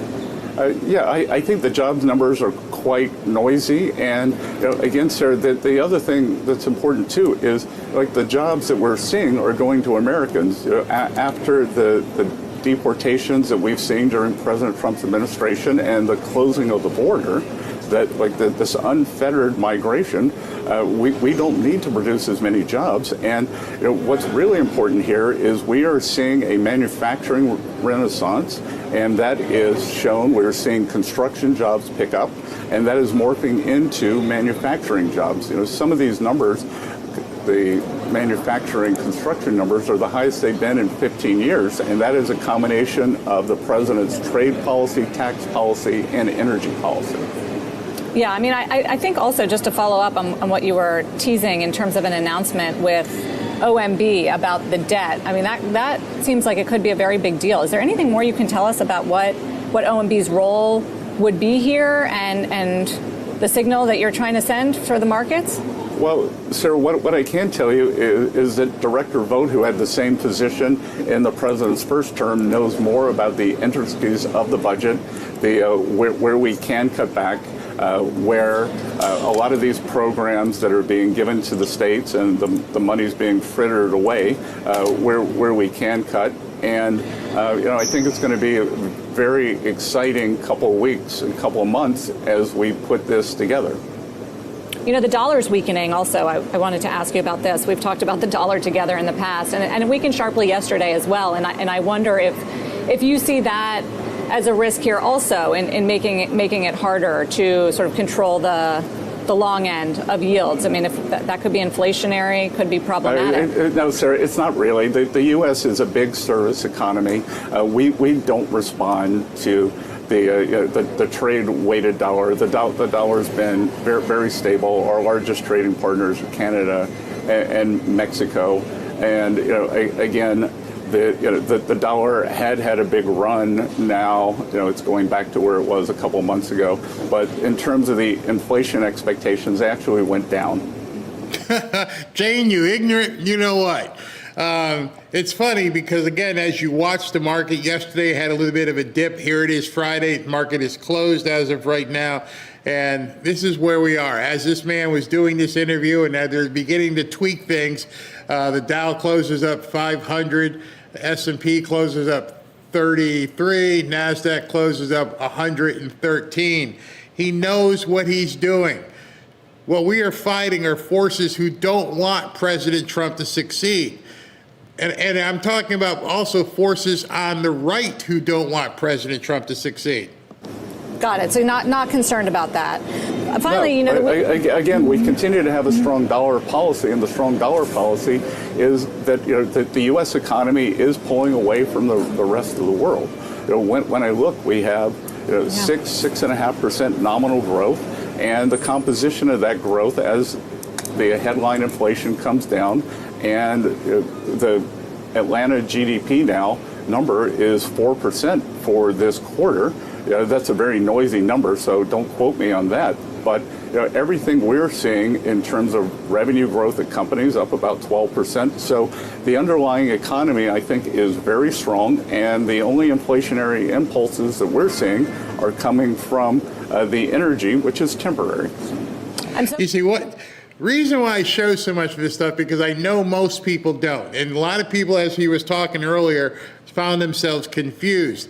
And if anything I can urge upon you is to get your financial literacy numbers and your IQ up very quickly, because you're going to be ahead of so many people. Even if you're not interested in prospering, like some people say, it's still a cog in this wheel that spins the rest of the wheel.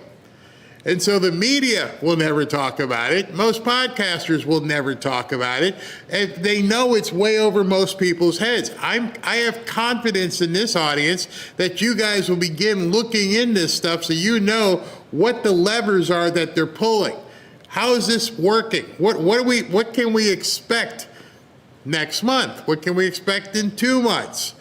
Because if you're not following what this guy is doing, and you just see the Panikins and everybody else talking, you're not seeing how the sausage is made and the information he's putting out there for you.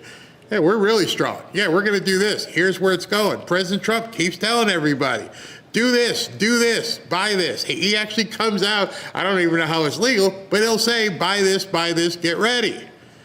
Yesterday, he has a meeting with, I think it was yesterday, like I said, the days fall together, when he had the meeting with the crypto people. Anybody want to guess what happened after that meeting with the crypto people? Take a guess. I'm glad you mentioned growth, because I know that that's on the top of your agenda. You're hosting G20 finance ministers and central bankers the week after next. I'll be there because I think this is a very big deal. The emphasis on economic growth. I'm curious if you can give us a little teaser about what we can expect and what your agenda is, because it feels different than, I was looking at some of the agendas back in 2025. Climate was right up there. Back in 2024, financial inclusion was up there. It feels like it has a different vibe this year. Well, we do, and I'll tell you that I didn't attend any of the G20 in South Africa because it did seem kind of a bit off message, and we want to bring the G20 back to its core mission, and that core mission is talking about what can countries do, economies do, how can we band together to have better global growth. And our message to our allies, our trading partners, is that global growth is the way to take care of this mountain of debt. As the U.S. growth has picked up, over time we will be well above the CBO trend average. Then we are encouraging the rest of the world to do this too. I'm pulling for Europe, but they need to follow the Draghi report. They're mired in regulation and kind of intra-European. It's almost the equivalent of this burden that they've put on themselves. And we think the rest of the world should kind of unshackle themselves, both on the energy side, on the regulatory side. A huge amount is on the regulatory side. And we want the world to grow. We think the biggest threat to financial stability with this mound of debt that was piled up during the COVID era is a lack of growth. So we are really pushing an American growth agenda for the rest of the world. We want the rest of the world to come along with us. It's going to be in a beautiful spot, Asheville, North Carolina, the Blue Ridge Mountains. Asheville's the comeback city after the terrible Hurricane Hurricane Helene 2 years ago. Yeah, I mean, growth solves a lot of problems, Secretary Bess. And finally, the big headline is going to be, of course, on the big bond announcement. So you indicated at the top of the interview that you were willing to go bigger and do more if the market doesn't cooperate. How far are you willing to go? Well, again, it's not if the market cooperates.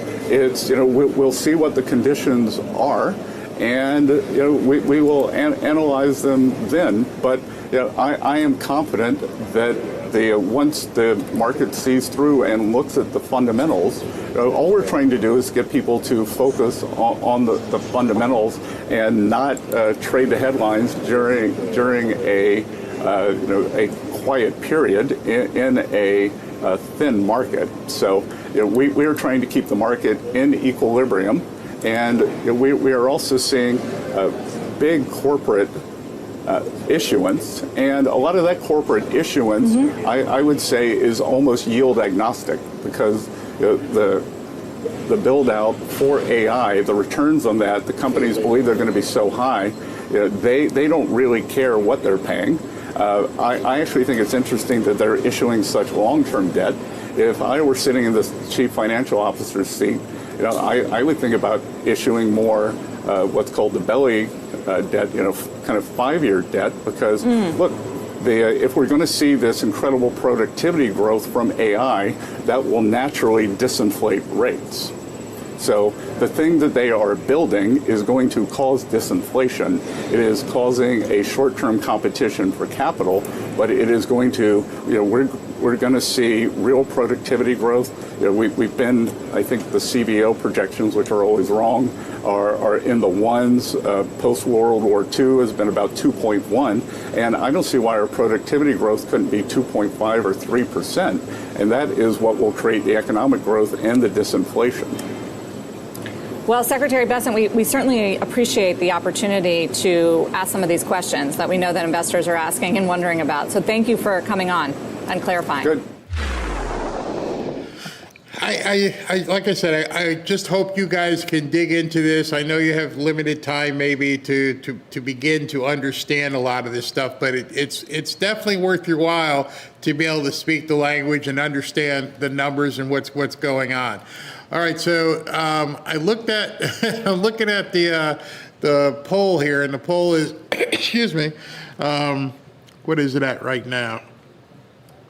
83% want me to turn on the rally. The rally is supposed to start, I think, at about 7 o'clock or so, as they're doing a weather check at 7 o'clock. So I'm going to try to wrap up here so I can get home and get it set up to run and turn it on. I hope I can do it in time. Rob and I have plans, but we're going to do that. Let's talk to SV. What do you got, man? Anything? Hey, man. Hey, you got a lot of stuff going on tonight. Oh, what? Beep, beep, beep. Yeah, they're doing the emergency broadcast system. Yeah, we're about to have a big storm. Of course. Yeah, That usually happens in the afternoon. Thunder, Hey, Thunder look 30. Look at the last cut, cut number 8. I think this We're all is talking about prosperity, right? It just happens. See, right here there. we go again. See, the experts keep saying that Trump is wrong. Well, they're in a state of shock after Micron Technology has moved forward with a $50 billion memory factory investment in Boise, Idaho, slated to generate a whopping 17,000 jobs. Wow. This is huge for Americans. The fake news hates talking about every single investment because Trump is the one making sure it happens. Yeah, it's true. They just won't even talk about it. When you see this kind of stuff, 17,000 jobs in Boise, Idaho. That's insane. Absolutely insane. I mean, it does keep going. Things keep happening, but people aren't seeing it. And for the life of me, I don't understand what these panicans are doing. It's like, don't look over here. We're going to keep telling you all the stuff that's bad over and over and over and over. And there's a lot of them out there, and they keep doing it. Well, I think it's TDS, a mixture, and also, being negative takes no energy. That's true. That's true. You got a couple more here. Let's finish up with them. I'm going to go up to, number 1? Yeah. Well, I removed the ones that we already talked about, so they're going to say just the number. So just say the number, and I'll bring it up. Number one, American Bar Association. Got it. Okay. So earlier, President Trump is now moving, to ban the Liberal American Bar Association from accrediting law schools. This is huge. Accreditation in general operates like a cartel. Creditors feel free to inject their own political preferences, their own ideologies into the work that they do.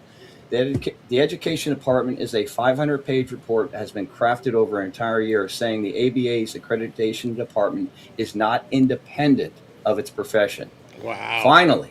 Wow. Yeah. Tear down all those things. I mean, just at this point, just rip them all apart. And this is how it's got to be. Just pull the Band-Aid off type thing. We have to. All right. And then, I wish they could do this to CNN, MSN, now crackheads, and all the rest of them. But Pete Hegseth's Pentagon just moved to fire the publisher and editor of taxpayer-funded military news outlet Stars and Stripes because of insubordination. The paper's leaders say they had differences with the Trump admin. Publisher Max Lederer and editor-in-chief Eric Slavine have 5 days to appeal. I'm sure they will. Anyway, good riddance, hopefully. It seems like it's starting to accelerate at this point. As we see these things happening in motion. Again, this is on a Friday. All this stuff is happening like on a Friday afternoon. Wow, unbelievable. And then this is a good one to end on here. So this is Gavin Newsom. He was asked a simple question, if you want to play it. Would you be a good president? So if you could play it, it's 14 seconds long. All right, let me go ahead. Talk about some word salad. I saw this last night. It was kind of funny. Let me go ahead and download it real quick. But what would be your answer at that question if somebody asked you that straight up? I would be the best president and patriot that I ever could be. Simple. I think everybody who's ever done anything. Hey, if you get this job, are you going to be any good at it? I don't know. I'd have to see. I'm not really sure if I'm up for it, because that's basically, how do you get caught in this question and not be able to answer it? He looks like he's on yayo all the time. He's always fidgeting and he's definitely on something. Here, let's go with it. Let me make sure I can get to the sound, just in case, so I can turn up the sound if it doesn't. Here we go. Would you be a good president? We'll see. I don't know. I have no idea. That's a difficult question to answer. I mean, it's so I have no idea. What? At this point, you're fired. At this point, you can't run. He can't run, because that would be on a loop every time he went to a campaign stop. You're going to be a good president? I have no idea. I'll give it my best shot or something. That's about it. But my gosh. I labeled that one. He went full retard. And remember what they say, don't ever go full retard. Never go full retard. All right, SP, I'm going to do super Have a great evening, Barry. Yeah, I'm going to do super chats and see if I can get everything put together to turn on tonight. I know you got plans too, right? Yeah, I'm headed out. Well, I want you to have a good evening tonight. Thank you very much. Friday. And I can tell you guys, tomorrow, unless I do a show early, when I say early, 1 o'clock, not even 1 o'clock, because we leave. No, I'd have to do it real early, because Robin and I are heading down to the football game. Football game is, we have to leave for 2 o'clock, so we probably won't get a show in. Maybe we could do something late. See how things go if we get back for dinner. But we'll post a couple of clips, but I wouldn't count on a show tomorrow. Thanks, SV. Having fun, man. Yeah, have some fun. Yeah, it's that time of year. Thank you. All right, Andrew, this should be some interesting comments based on what we talked about earlier. I do believe Trump planned all of this, even 2020. Chiosop, Cohen was a plant. Hold on, let me do this. Now he will bury Frat Letty. Letty and the other one, Alvin the Chipmunks up there. Andrew, I freaking knew all this was played. It's crazy. I believe these DCA agents are Trump plants too. Interesting. All the socialists could be. Christina, oh, you're back. I miss y'all and love each one of you. Thank you, Barry, for kind words you said, and thanks to everyone who contacted me on X. We are a big family here, and I'm honored to be a part of it. Love y'all. Love you, and blessings for you and your new hubby. Hope everything goes fantastic. After being married for 33 years, my only advice is let each other be. Let each other be. Sort of like the training wheels. Let them fall off. Just be each other. Love each other. Chiosop, Trump plays 80-dimensional chess. By the time people figure it out, he has them checkmated. Did the same with Elon Musk argument, Maduro, and more. Yeah, I forgot the whole, they were fighting. Dems, Chiosop says, Dems probably opened up to Cohen thinking he was now one of them and told him a bunch of their secrets. Can you even imagine? Ronaldo, big mentor for Trump was Roy Cohn in his youth. Yes, if you guys don't know who Roy Cohn is, you might want to go look him up. Alec, Barry's 17th letter had the script before 2020. They were always a year to few weeks ahead. Yep, you watched them, you read them. Chiosop, WABC is owned by John Castamaides, New York City supermarket mogul and super conservative. He's going to give Cohen a lot of space to get Trump's message out. Wow, very nice. I did not know that. So, yeah, well, it's a conservative owner that he's working with at WABC. Wow, wow, wow, wow. Alex, some of these people might get Hillaried. Yeah, I would be watching out what's happening at this point. Alec, again, 17 predicted the pause around second year of Trump's first term. Looks like the whole thing was planned. I don't know, but we got to start wondering what the heck is going on. Grant. Hi, Fair Family. Barry, wow, what an expose. This is why you are the man. Thank you very much. Again, I'm not confirming anything. I don't know anything. All I know is what you guys saw, and it doesn't make any sense whatsoever. It's like weird. So I'm actually like talking to you guys like I'm hanging out with some friends going, what do you see? Groove Guy, Barry, it's your favorite Canadian. Love what you do, sir, and thank you for being you. Need to know what it does say on the headrest of your chair. I don't even know. What's it say? Hold on. Let me do it this way. It says Dowwinks. I guess that's the brand name of the company. Dowwinks, D-O-W-I-N-X. That's just the name of the chair company. Jonathan, my Christmas wish list from Trump: invoke the Insurrection Act, invoke the Communist Control Act of 54, and declare a national emergency. The CDP, Communist Democrat Party, must be destroyed. I agree. Alec, Trump will do something that will trigger all the orcs and invaders to easily scoop them up. Hence, fortified White House military will be used. Yeah, if he gets it, he's going to have it done. I hope it's not going to take that long. Geosop, this guy has a chef, never seen supermarkets inside. I got the one. If you go to that post, they're getting ripped. I mean, absolutely ripped. Kansas Grandma, thank you. Alec, Fat Alvin, hey, we'll end up losing some weight and meeting some friends, hopefully. Chiosop, he didn't calculate the price of the house in the meal. Yeah, you had to bring it back someplace, an apartment or a house, to actually cook the meal. VJC, Trump often talks about central casting. Just yesterday, my gut suggested that Cohen scenario about Zorhan, the 2018 U.S. citizen whose mother is Mira Nar, an award-winning film director. Now you got me all messed up. Chiosop, next 3 meals free because you already have the stuff. Exactly.